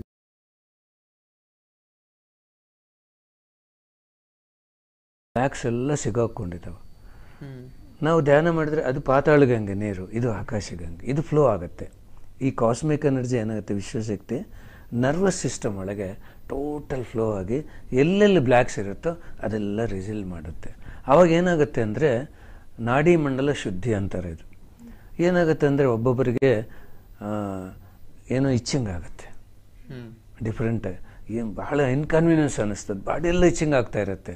ಕಣ್ಣು ತೆಗಿಬಾರ್ದು. Treatment is happening. ಆ ಒಳಗಿರೋ ಬ್ಲ್ಯಾಕ್ಸ್ ಎಲ್ಲ ರಿಲೀಸ್ ಆಗ್ತವೆ. ಒಬ್ಬೊಬ್ಬರಿಗೆ ಭಾಳ ನೋವು ಬರುತ್ತೆ. ಫಾರ್ ಎಕ್ಸಾಂಪಲ್ ಕಾಲು ನೋವಿದೆ, ಭಾಳ ನೋವು ಬರುತ್ತೆ ಅಂದರೆ ಚೆನ್ನಾಗಿ ಧ್ಯಾನ ಮಾಡ್ತಾ ಇದ್ದಾರೆ, ಎನರ್ಜಿ ಎಲ್ಲ ಒಳಗೆ ಹೋಗ್ತಾ ಇದೆ. ಇವಾಗ ಡಾಕ್ಟರ್ ಹತ್ರ ಹೋದರೆ ಔಷಧ ಕೊಡ್ತಾರಲ್ಲ, ಔಷಧ ತಗೊಂಡ್ರೆ ಏನಾಗುತ್ತೆ, ಕಾಯಿಲೆ ಸಪ್ರೆಸ್ ಆಗುತ್ತೆ. They may have relief, that's all. ಕಾಯಿಲೆ ಸಪ್ರೆಸ್ ಆಗುತ್ತೆ. ಧ್ಯಾನ ಮಾಡಿದ್ರೆ ಏನಾಗುತ್ತೆ, ಕಾಯಿಲೆ ಎಕ್ಸ್ಪೋಸ್ ಆಗುತ್ತೆ, ಹೊರಗೆ ಹೋಗ್ಬಿಡುತ್ತೆ. ಅಂದರೆ ಪೇಯ್ನ್ ಹೆಚ್ಚಿಗಾಗಿದೆ ಅಂದರೆ ಏನು, ಅದು ಹೊರಗೆ ಹೋಗ್ತಾ ಇದೆ, ರಿಲೀಸ್ ಆಗ್ತಾ ಇದೆ. ನಾವು ತಾಳ್ಮೆದಿಂದ ಕಣ್ಣು ತೆಗೆದಂಗೆ ಧ್ಯಾನ ಮಾಡಬೇಕು until it releases. For example, ಈ ಕಾಲು ನೋವು ಇಲ್ಲ, ನಿನಗೆ ಕಾಲು ನೋವು ಬಂದಿದೆ ಅಂದರೆ ಫ್ಯೂಚರ್, ನಾಳೆ ಇನ್ನು ಫ್ಯೂಚರಲ್ಲಿ ಬರೋ ಡಿಸೀಸು ರಿಲೀಸ್ ಆಗುತ್ತೆ. ಇದ್ದರೆ ಹೆಚ್ಚಿಗಾಗಿ ಹೊರಗೆ ಹೋಗುತ್ತೆ, ಇಲ್ಲಂದರೆ ಬರೋ ಕಾಯಿಲೆ ಇನ್ ಫ್ಯೂಚರ್ ಬರೋದು ಇವಾಗೇ ಕ್ಲಿಯರ್ ಆಗುತ್ತೆ. ಸೊ ಕನ್ಫ್ಯೂಷನ್ ಇರಬಾರ್ದು, ಏನಪ್ಪ ಇಲ್ಲದ್ದು ನೋವು ಬಂತಲ್ಲ ಅಂತ ಅನ್ಕೋಬಾರ್ದು. ಇನ್ನು ಫ್ಯೂಚರ್ ಏನೋ ಬರೋದಿತ್ತು ಅದು ಕ್ಲಿಯರ್ ಆಗುತ್ತೆ ಅಂತ. ಅದು ಇನ್ನು ಕಾಲು ಜೋಮಿಡ್ತಾವ, ಒಬ್ಬೊಬ್ಬರಿಗೆ ಈ ದೇಹ ಎಲ್ಲ ಬಿಸಿ ಆಗುತ್ತೆ, ತಣ್ಣಗಾಗುತ್ತೆ. ಇದೆಲ್ಲ ನಾಡಿ ಮಂಡಲ ಶುದ್ಧಿ, ಕ್ಲಿಯರಿಂಗ್. ಒಬ್ಬೊಬ್ಬರಿಗೆ ಒಂದೊಂದು ರೀತಿಯಲ್ಲಿ ಕ್ಲಿಯರ್ ಆಗುತ್ತೆ. ಈ ತಲೆ ಭಾರವಾಗುತ್ತೆ ಅಲ್ಲ, ಯಾಕೆ ಭಾರವಾಗುತ್ತೆ ಅಂದರೆ, ಒಂದು ಗ್ಲಾಸ್ ಇದೆ, ಎಂಟಿ ಇದ್ರೆ ಭಾರವಿರಲ್ಲ, ಏನನ್ನು ತುಂಬಿದ್ರೆ. ಹಾಗೆ ಈ ಕಾಸ್ಮಿಕ್ ಎನರ್ಜಿ ಇದೆಲ್ಲ ತುಂಬಿಕೊಂಡ್ರೆ ಇದು ಭಾರವಾಗುತ್ತೆ. ಒಂದು ಹೂವು ಬಿದ್ದೋಗಲ್ಲ, ಕಾಯಿ ಆದರೆ ಬಿದ್ದೋಗುತ್ತೆ. ಯಾಕೆ, ಭಾರವಾಗಿದೆ. ಇದು ಭಾರವಾಗಿದೆ, ಏನೇನಾಗುತ್ತೆ, ಒಬ್ಬೊಬ್ಬರಿಗೆ ಈಗ ಬಿದ್ದೋಗುತ್ತೆ, ಒಬ್ಬೊಬ್ಬರಿಗೆ ಹಿಂದೆ ಬಿದ್ದೋಗುತ್ತೆ, ಒಬ್ಬೊಬ್ಬರಿಗೆ ಸೈಡ್ಗೆ ಬಿದ್ದೋಗುತ್ತೆ. ಅದು ಏನು, ನಾವು ಬಿಟ್ಬಿಡ್ಬೇಕು, ಲೆಟ್ ಇಟ್. ಅದು ನಾರ್ಮಲ್ ಪೊಸಿಷನ್ ಬಂದ್ಬಿಡುತ್ತೆ. ಅದ್ರ ಬಗ್ಗೆ ನಾವು ಯೋಚನೆ ಮಾಡಬಾರ್ದು, ಅದ್ರ ಬಗ್ಗೆ ಗಮನ ಇರಬಾರ್ದು, ಮನಸ್ಸು ಓಡಾಡಬಾರ್ದು. ದೇಹಕ್ಕೆ ಏನೇ ಆಗಲಿ, ಇಲ್ಲಿವರೆಗೆ ಎನರ್ಜಿ ತುಂಬಿಕೊಂಡಿದೆ, ಇದು ಬಿದ್ದೋಗುತ್ತೆ. ಎಸ್ಪೆಷಲಿ ಫಾರ್ ಮಕ್ಕಳು, ಇಮ್ಮಿಡಿಯೇಟ್ಲಿ ಬಿದ್ದೋಗ್ತಾರೆ. ಅವರು ಫುಲ್ ಎನರ್ಜಿ ಡಂಪ್ ಆಗಿಬಿಡುತ್ತೆ. ಒಬ್ಬೊಬ್ಬರು ಹಿಂದೆ ಬಿದ್ದೋಗ್ತಾರೆ, ಭಾರವಾಗಿದೆ ಅಲ್ಲ, ಅಂದರೆ ಫುಲ್ ಆಫ್ ಎನರ್ಜಿ ತುಂಬಿಕೊಂಡಿದೆ. ಇದನ್ನು ಕೆಟ್ಟದಲ್ಲ, ಜೋಮ್ ಹಿಡಿತಾವ ಅಂದರೆ problem is going down, clear ಆಗ್ತಾ ಇದೆ. ಜೋಮ್ ಹಿಡಿದ್ರೆ ಸಡನ್ ಆಗಿ ಎದ್ದೊಳ್ಬಾರ್ದು, ಧ್ಯಾನದಿಂದ ಬಿದ್ದೋಗ್ತಾರೆ. ಕ್ಲಿಯರ್ ಮಾಡಿಕೊಂಡು ನಮ್ಮನೆಸ್ ಇರುತ್ತೆ, ಬಿದ್ದೋಗ್ತಾರೆ. ಇದು ಆಗುತ್ತೆ. ಒಬ್ಬೊಬ್ರಿಗೆ ಏನಾಗುತ್ತೆ, ಈ ಶೇಕ್ ಆಗುತ್ತೆ, ರೊಟೇಟ್ ಆಗುತ್ತೆ, ಬಾಡಿ ಶೇಕ್ ಆಗುತ್ತೆ. ಅಂದರೆ ಹೈಯೆಸ್ಟ್ ಫ್ರೀಕ್ವೆನ್ಸಿ ಎನರ್ಜಿ ಬಂದರೆ ಅದಾಗತ್ತೆ. ಫ್ರೀಕ್ವೆನ್ಸಿ ಆಫ್ ಹೈಯೆಸ್ಟ್ ಎನರ್ಜಿ ಬಂದರೆ ಆ ಬಾಡಿ ತಾಳಕ್ಕಾಗಲ್ಲ, ಇಟ್ ವಿಲ್ ಶೇಕ್. ಒಂದು ಬ್ಯಾಗಲ್ಲಿ ನಾವು ಅಕ್ಕಿ ಹಾಕ್ತೀವಿ, ಏನು ಮಾಡ್ತೀವಿ ನಾವು, ಶೇಕ್ ಮಾಡ್ತೀವಲ್ಲ, ಸೆಟ್ ಆಗಬೇಕು. ಈ ದೇಹನೂ ಏನು ಮಾಡುತ್ತೆ, ಸೆಟ್ ಮಾಡ್ಕೊಳ್ಳುತ್ತೆ ಎನರ್ಜಿನ. So all the things will happen. ಆಗರ ಆಗುತ್ತೆ. ಯಾಕೆ, ಸೂಕ್ಷ್ಮ ಶರೀರ ಒಳಗೆ ಹೋಗುತ್ತೆ, ಅವಾಗ ಅಗರ ಆಗುತ್ತೆ. ಒಬ್ಬೊಬ್ರಿಗೆ ಏನಾಗುತ್ತೆ, ಹೀಗೆ ಎದ್ದೊಳ್ದಂಗೆ ಆಗುತ್ತೆ ದೇಹ. ಯಾಕಂದರೆ ಒಳಗೆ ಸೂಕ್ಷ್ಮ ಶರೀರ ಮೇಲೆ ಹೀಗೆ ಎದ್ದೊಳ್ತಾ ಇದ್ರೆ ಈ ಫಿಸಿಕಲ್ ಬಾಡಿಗೆ ಫೀಲಿಂಗ್ ಇರುತ್ತೆ. ಒಳಗೆ ಸೂಕ್ಷ್ಮ ಶರೀರ ರೊಟೇಟ್ ಆಗ್ತಾ ಇದ್ರೆ ಈ ಫಿಸಿಕಲ್ ಬಾಡಿಗೆ ರೊಟೇಷನ್ ಫೀಲಿಂಗ್ ಇರುತ್ತೆ. ಇವೆಲ್ಲ ಏನಂದರೆ ಚೆನ್ನಾಗಿ ಧ್ಯಾನ ಮಾಡ್ತಾ ಇದ್ದಾರ. Process is happening, treatment is happening. This is the right meditation. Confusion ಇರಬಾರ್ದು. ನಾನು ಒಂದು ಹೇಳ್ತೀನಿ, ಧ್ಯಾನ ಮಾಡೋವಾಗ ಏನಾದರೇನು ಒಳ್ಳೇದಾಗತ್ತೆ, ಕೆಟ್ಟದಾಗಲ್ಲ. Nothing harm will happen. ಏನೇ ಆಗಲಿ, ಯಮಧರ್ಮರಾಜ ಬಂದ್ರೆ ಅಲ್ಲಿ ನಿಂತ್ಕೋಬೇಕು. ವಿತೌಟ್ ಅವರ್ ಪರ್ಮಿಷನ್ ಧ್ಯಾನ ಬಿಟ್ಟಿದ ಮೇಲೆ ನಮ್ಮ ಪ್ರಾಣ ಹೋಗಬೇಕು. ಧ್ಯಾನ ಮಾಡೋವಾಗ ತಗೊಂಡು ಹೋಗೋಕ್ಕಾಗಲ್ಲ. That is the power of meditation. All these are symptoms, good symptoms. ನಾವು ಚೆನ್ನಾಗಿ ಧ್ಯಾನ ಮಾಡ್ತಾ ಇದ್ದೀವಿ ಅಂತ, ಎನರ್ಜಿ ಒಳಗೆ ನಮ್ಮ ಎನರ್ಜಿ ಪಾಸ್ ಆಗ್ತಾ ಇದೆ, ಎಲ್ಲ ಪ್ರಾಸೆಸ್ ಆಗ್ತಾ ಇದೆ ಅಂತ ಇನ್ ಪಾಸಿಟಿವ್ ವೇ ನಾವು ತಗೋಬೇಕು. ಸರ್, ಇನ್ನೂ ಒಂದು ಪ್ರಶ್ನೆ ಸರ್. ಧ್ಯಾನ ಮಾಡಿದಾಗ ಶರೀರ ಕೆಲವೊಮ್ಮೆ ತಣ್ಣಗಾಗಿ ಬಿಸಿಯಾಗಿ ಆಗುತ್ತೆ, ತುಂಬ ತಣ್ಣಗಾಗಿ ಆಗುತ್ತೆ, ಇಲ್ಲ ತುಂಬ ಬಿಸಿಯಾಗಿ ಆಗುತ್ತೆ. ಇದಕ್ಕೇನ ಶಾಸ್ತ್ರೀಯವಾಗಿ ಅರ್ಥ ಮಾಡಿಕೊಳ್ಳುವಂಥದ್ದು ಇದೆಯಾ, ಇಲ್ಲ ಇದು ಸಹಜ? ಇದು ಎಲ್ಲ ಪ್ರಾಸೆಸ್. ಓಕೆ. ಒಬ್ಬೊಬ್ಬರಿಗೆ ತಣ್ಣಗಾಗುತ್ತೆ, ಒಬ್ಬೊಬ್ಬರಿಗೆ ಬಿಸಿ ಆಗುತ್ತೆ. All these things are process. Okay. ಅಂದ್ರೆ part of cleansing and healing ಅಂತ ಹೇಳ್ತೀರಾ? ಎಲ್ಲ ಕ್ಲೆನ್ಸಿಂಗ್ ಆಫ್ ದ ಬಾಡಿ. ಒಂದೊಂದು ರೀತಿ ಒಬ್ಬೊಬ್ಬರಿಗೆ ಆಗುತ್ತೆ. ನಾನು ಹೇಳಿದ್ರೆ ಈಚಿಂಗ್ ಆಗುತ್ತೆ, different ways. In so many different ways it happens. ನಾವು ಸುಮ್ಮನೆ ಆಕ್ಸೆಪ್ಟ್ ಮಾಡಬೇಕು ಇವೆಲ್ಲ ಅಷ್ಟೇ. ಓಕೆ ಸರ್, ಈ ಧ್ಯಾನ ಮಾಡುವ ಸಮಯದಲ್ಲಿ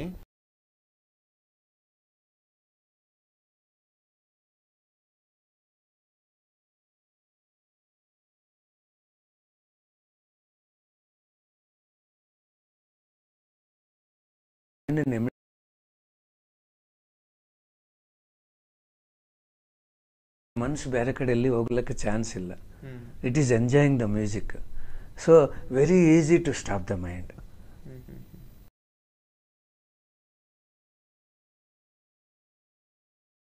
ಕ್ಯಾನ್ಸಲ್ ನಾವು ಸ್ಟಾರ್ಟಿಂಗ್ ಮ್ಯೂಸಿಕ್ ಎಣಿಸ್ತೀವಿ, ಎಂಜಾಯ್ ಮಾಡ್ತೀವಿ.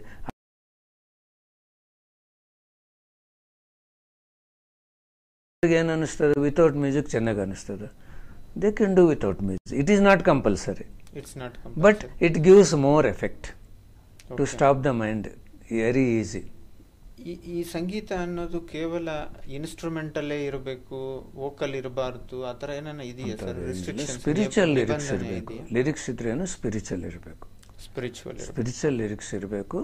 ಇನ್ಸ್ಟ್ರೂಮೆಂಟಲ್ ಇರ್ಬೋದು, ವಾಟ್ ಎವರ್. ವೇದ ಚಾಂಟಿಂಗು ಇಟ್ಕೊಂಡು ಮಾಡ್ಬೋದು. Different vibrations. ಓಕೆ. ಅಂದ್ರೆ ಸೌಂಡ್ ವೈಬ್ರೇಷನ್ ಅದು. Okay.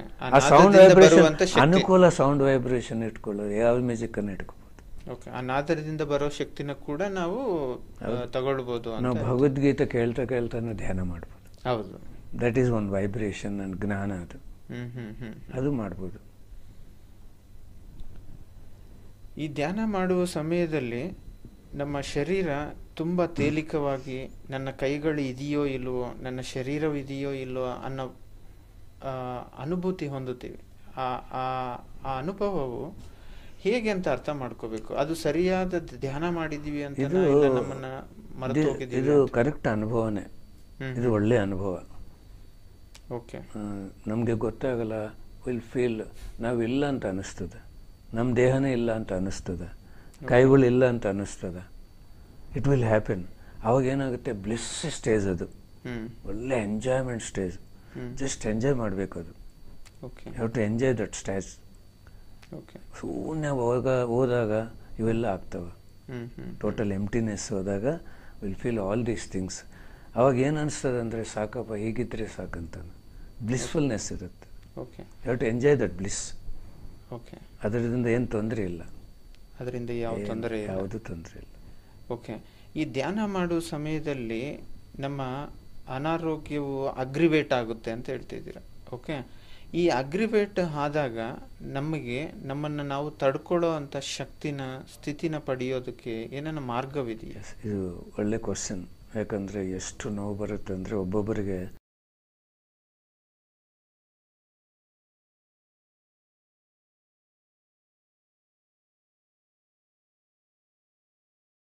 treatment will be stopped.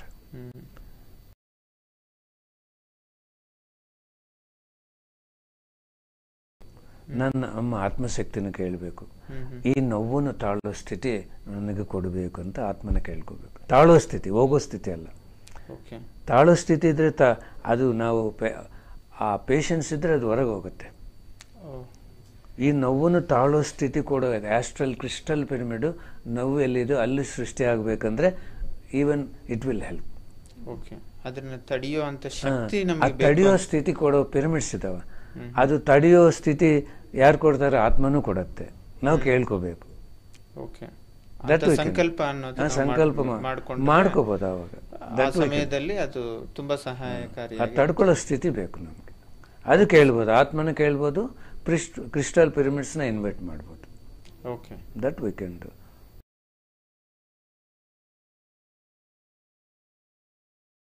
ಅದಕ್ಕೆ ಸುಖ ಆಸನ ಅನ್ನೋದ್ರಲ್ಲಿ ಸ್ಥಿರವು ಅನ್ನೋದು ಇಲ್ಲ ಅಂತ ಹೇಳ್ತಿದ್ದಾರೆ ಶರೀರ ಪರವಾಗಿ.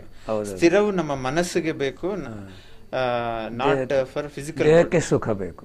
ಓಕೆ, ಅದ ಕಾರಣದಿಂದ ಈ ಕಂಫರ್ಟ್ ಜೋನ್ಸ್ನೆಲ್ಲ ಅಡ್ಜಸ್ಟ್ ಮಾಡ್ಕೊಂಡು ಕೂರ್ಬೋದು ಅಂತ ಹೇಳ್ತಿದ್ರೆ.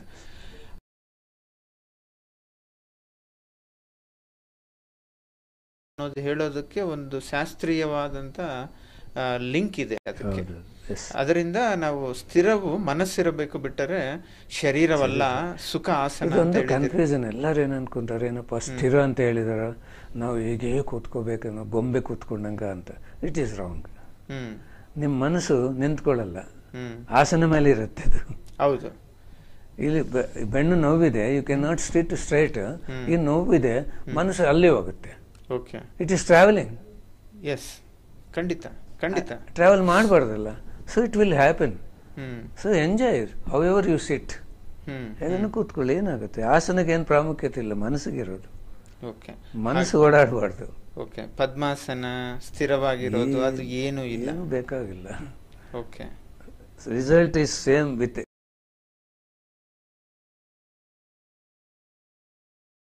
ಪದ್ಮಾಸನ ಮಾಡಿದ್ರೆ ಏನೋ ಹೆಚ್ಚಿಗೆ ಎನರ್ಜಿ ಬರುತ್ತೆ ಅಂತ ಏನೂ ಇಲ್ಲ, ನಥಿಂಗ್.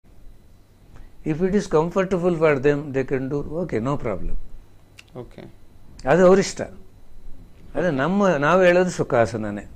ಓಕೆ, ಅದು ಮಾಡಬಾರ್ದಂತ ನಾವು ಹೇಳಲ್ಲ, ಅವ್ರ ಚಾಯ್ಸ್ ಅದು. ಕೂತ್ಕೊಂಡ್ರೆ ಕೂತ್ಕೊಳ್ಳಿ, ನೋ ಪ್ರಾಬ್ಲಮ್.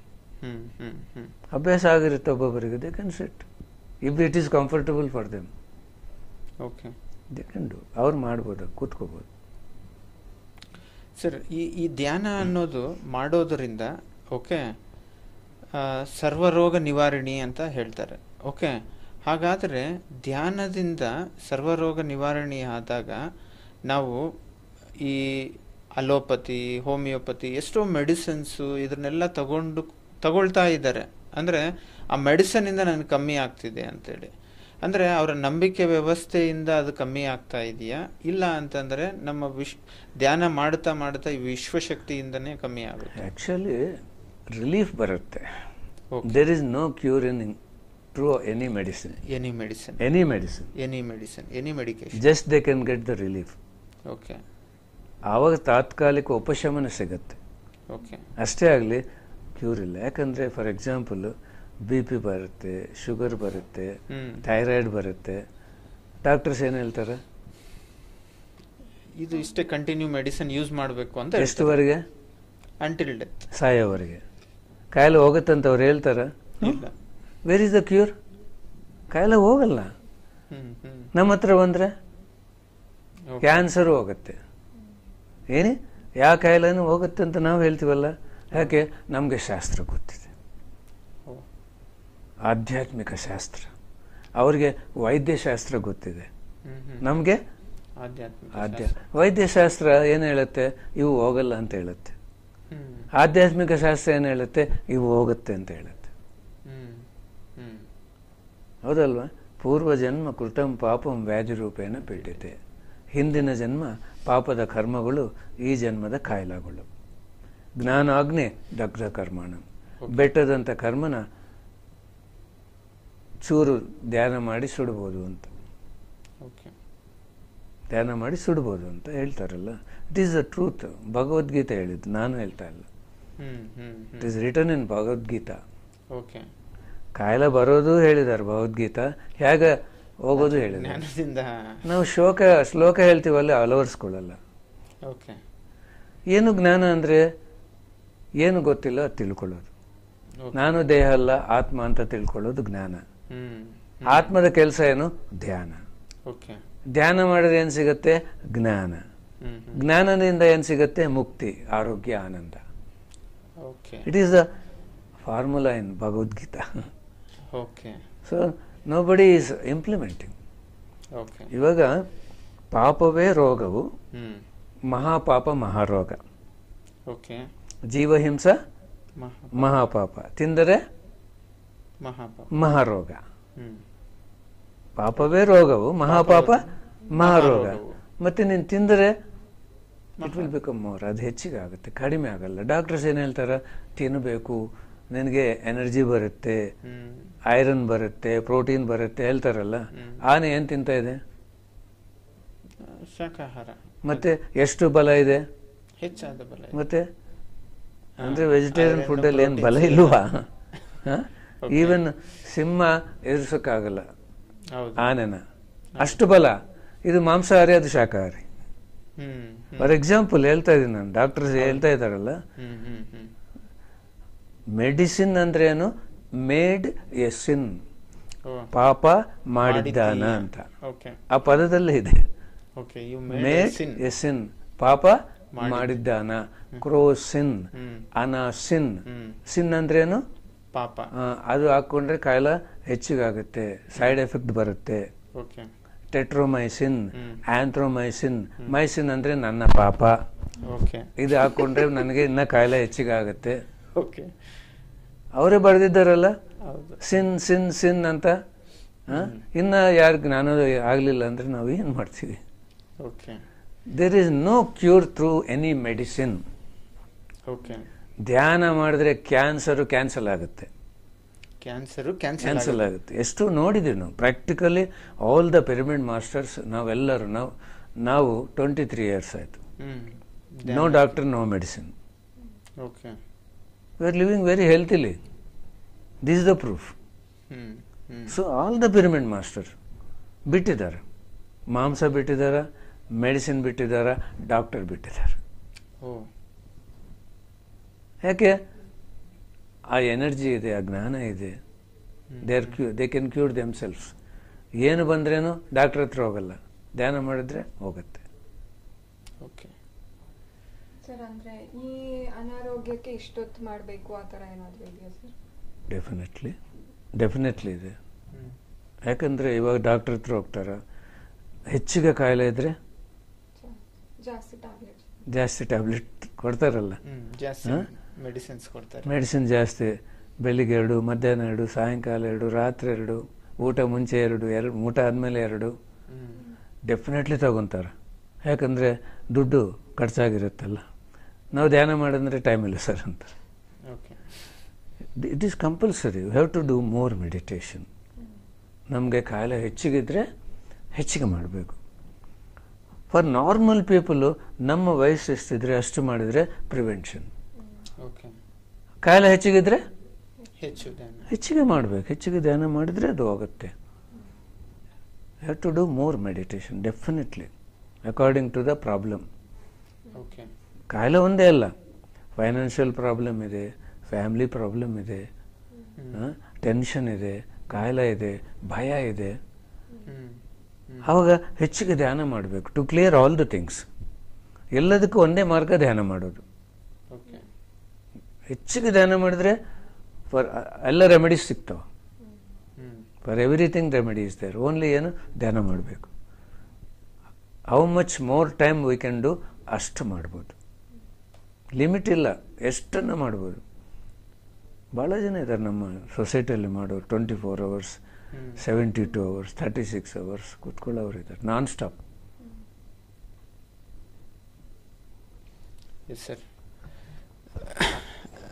ಧನ್ಯವಾದಗಳು ಸರ್. ಸ್ಟುಡಿಯೋಗೆ ಬಂದು ನಮ್ಮ ಎಲ್ಲ PMC ವೀಕ್ಷಕರ ಪರವಾಗಿ ಕೂಡ ಮತ್ತೊಮ್ಮೆ ಧನ್ಯವಾದಗಳು. ಈ ಆಪರ್ಚುನಿಟಿ ಕೊಟ್ಟ PMC pyramid meditation channel Kannada ಟೀಮ್ಗೂ, ಈ ಅವಕಾಶ ಮಾಡಿಕೊಟ್ಟ ಬ್ರಹ್ಮರ್ಷಿ ಪಿತಾಮಹ ಸುಭಾಷ್ ಪತ್ರಿಗೂ, ಎಂಟೈರ್ PSSF ಮೂವ್ಮೆಂಟ್ಗೂ ನಮ್ಮೆಲ್ಲರ ಪರವಾಗಿ ಕೃತಜ್ಞತೆಗಳು. ಸರ್, ನಿಮ್ಮಿಂದ ಕೊನೆಯ ಮೆಸೇಜ್ ಏನನ್ನ ಇದೆಯಾ ಸರ್? ಇಷ್ಟೆಲ್ಲ ಕೇಳಿದ್ರಲ್ಲ, ಇಂಪಾರ್ಟೆಂಟ್ ಥಿಂಗ್ ಏನಂದರೆ ಧ್ಯಾನ ಮಾಡೋದು. Without A single day absent. ಒಂದು ದಿನನೂ ಬಿಡಬಾರ್ದು. ಇದು ದೇವರ ಕೆಲಸ. ತಿನ್ನೋದು ಮಾನವನ ಕೆಲಸ, ಧ್ಯಾನ ಮಾಡೋದು ಶಿವನ ಕೆಲಸ. ಮಾನವನ ಕೆಲಸ ಬಿಟ್ಟಿದ್ರೆ ಏನು ಸಮಸ್ಯೆ ಬರಲ್ಲ. ಶಿವನ ಕೆಲಸ ಬಿಡಬಾರ್ದು. This is my advice. ಯಾಕಂದರೆ ಒಂದು ದಿನ ಧ್ಯಾನ ಬಿಟ್ಟಿದ್ರೆ ಅವ್ರು ಹಿಂದೆ ಹೋಗ್ಬಿಡ್ತಾರೆ. ಮತ್ತೆ ಮನಸ್ಸನ್ನು ಕಂಟ್ರೋಲ್ ಮಾಡೋದು ಭಾಳ ಕಷ್ಟ. ಮತ್ತೇನಾಗುತ್ತೆ, ಪೋಸ್ಟ್ಪೋನ್ಮೆಂಟು, ಲೇಜಿನೆಸ್ ಸ್ಟಾರ್ಟ್ ಆಗುತ್ತೆ. ಮುಸ್ಲಿಮ್ಸು ಒಂದು ಸಾರಿ ನಮಾಜ್ ಸ್ಟಾರ್ಟ್ ಮಾಡಿದರೆ ಸಾಯೋವರೆಗೆ ಮಾಡಲ್ಲ ಅವರು. ಡೈಲಿ 5 times ಎಲ್ಲಿದ್ದರೇನು ಮಾಡ್ತಾರೆ ಅವರು, ಬಿಡೋದಿಲ್ಲ. ಒಂದು airport, bus stand, platform, railway station, train, ಆ ಟೈಮ್ಗೆ ಅವ್ರ ನಾಚಿಗೆನೂ ಬೀಳಲ್ಲ. ಯಾರನ್ನೇನು ಅನ್ಕೊತಾರಲ್ಲ. Great dedication and great determination. ಹಠ ಇದೆ ಅವ್ರ ಹತ್ರ. ನಮಗೆ ಅಂತ ಹಠ ಬೇಕು. ನಮ್ಮ ಪಾಸಿಬಲ್ ಆದರೆ ನಾವು 5 times ಮಾಡಿದ್ರೆ ಒಳ್ಳೇದು. So much. ಅವ್ರಿಗೇನು ಟೈಮ್ ರಿಸ್ಟ್ರಿಕ್ಷನ್ ಇದೆ. ಈ ಟೈಮ್ಗೆ ನಮಾಜ್ ಮಾಡಬೇಕು, ನಮಗೇನು ಇಲ್ವಲ್ಲ. ಸೊ ಫಸ್ಟು ನಾನು ಹೇಳೋದೇನೆಂದರೆ, ಎಷ್ಟು ಟೈಮ್ ಮಾಡ್ತಿರೋ that is second point. Span of time. Regular meditation is very important. ಒಂದು ಸಾರಿ ಧ್ಯಾನ ಸ್ಟಾರ್ಟ್ ಮಾಡಿದರೆ ಏನು ಮಾಡ್ತೀವಿ, ಧ್ಯಾನ ಉಸಿರಾಟ ಗಮನ ಮಾಡ್ತೀವಿ. ಉಸಿರು ಇರೋ ದಿನ ಧ್ಯಾನ ಮಾಡಬೇಕು. ಯಾವತ್ತು ಉಸಿರು ಇರಲ್ಲ ಅವತ್ತು ರಜಾ ಕೊಡ್ಬೋದು, ನೋ ಪ್ರಾಬ್ಲಮ್. ಅಂಥ ದಿನ ಇರಲ್ಲ ಅಷ್ಟೇ. ನನ್ನ suggestion, this is my guidance. ಮತ್ತು PMC ಚಾನಲ್ ಪ್ರದೀಪ್ ಅವ್ರಿಗೆ, ಬಿಂದು ಮೇಡಮ್ ಅವ್ರಿಗೆ, ವಿರೂಪಾಕ್ಷಿ ಸಾರ್ ಅವ್ರಿಗೆ ಎಲ್ಲರೂ ಎಷ್ಟೋ ಕೋಆಪರೇಷನ್ ಕೊಟ್ಟಿದ್ರೆ, ಅವ್ರ ಸಹಕಾರದಿಂದ ನಾವಿಲ್ಲಿ ಬಂದು ಈ ಮೆಸೇಜ್ ಎಲ್ಲರೂ ಕೊಡ್ತಾ ಇದ್ದೀವಿ. ಇದಕ್ಕೆಲ್ಲದಕ್ಕೆ ಕಾರಣ ಏನಂದರೆ ನಮ್ಮ ಗುರುಗಳು. ಎಲ್ಲರಿಗೆ ನಮ್ಮ ಅನಂತ ಕೋಟಿ ಹೃದಯಪೂರ್ವಕ ಕೃತಜ್ಞತೆಗಳು ತಿಳಿಸೋಣ. Thank you, thank you, thank you.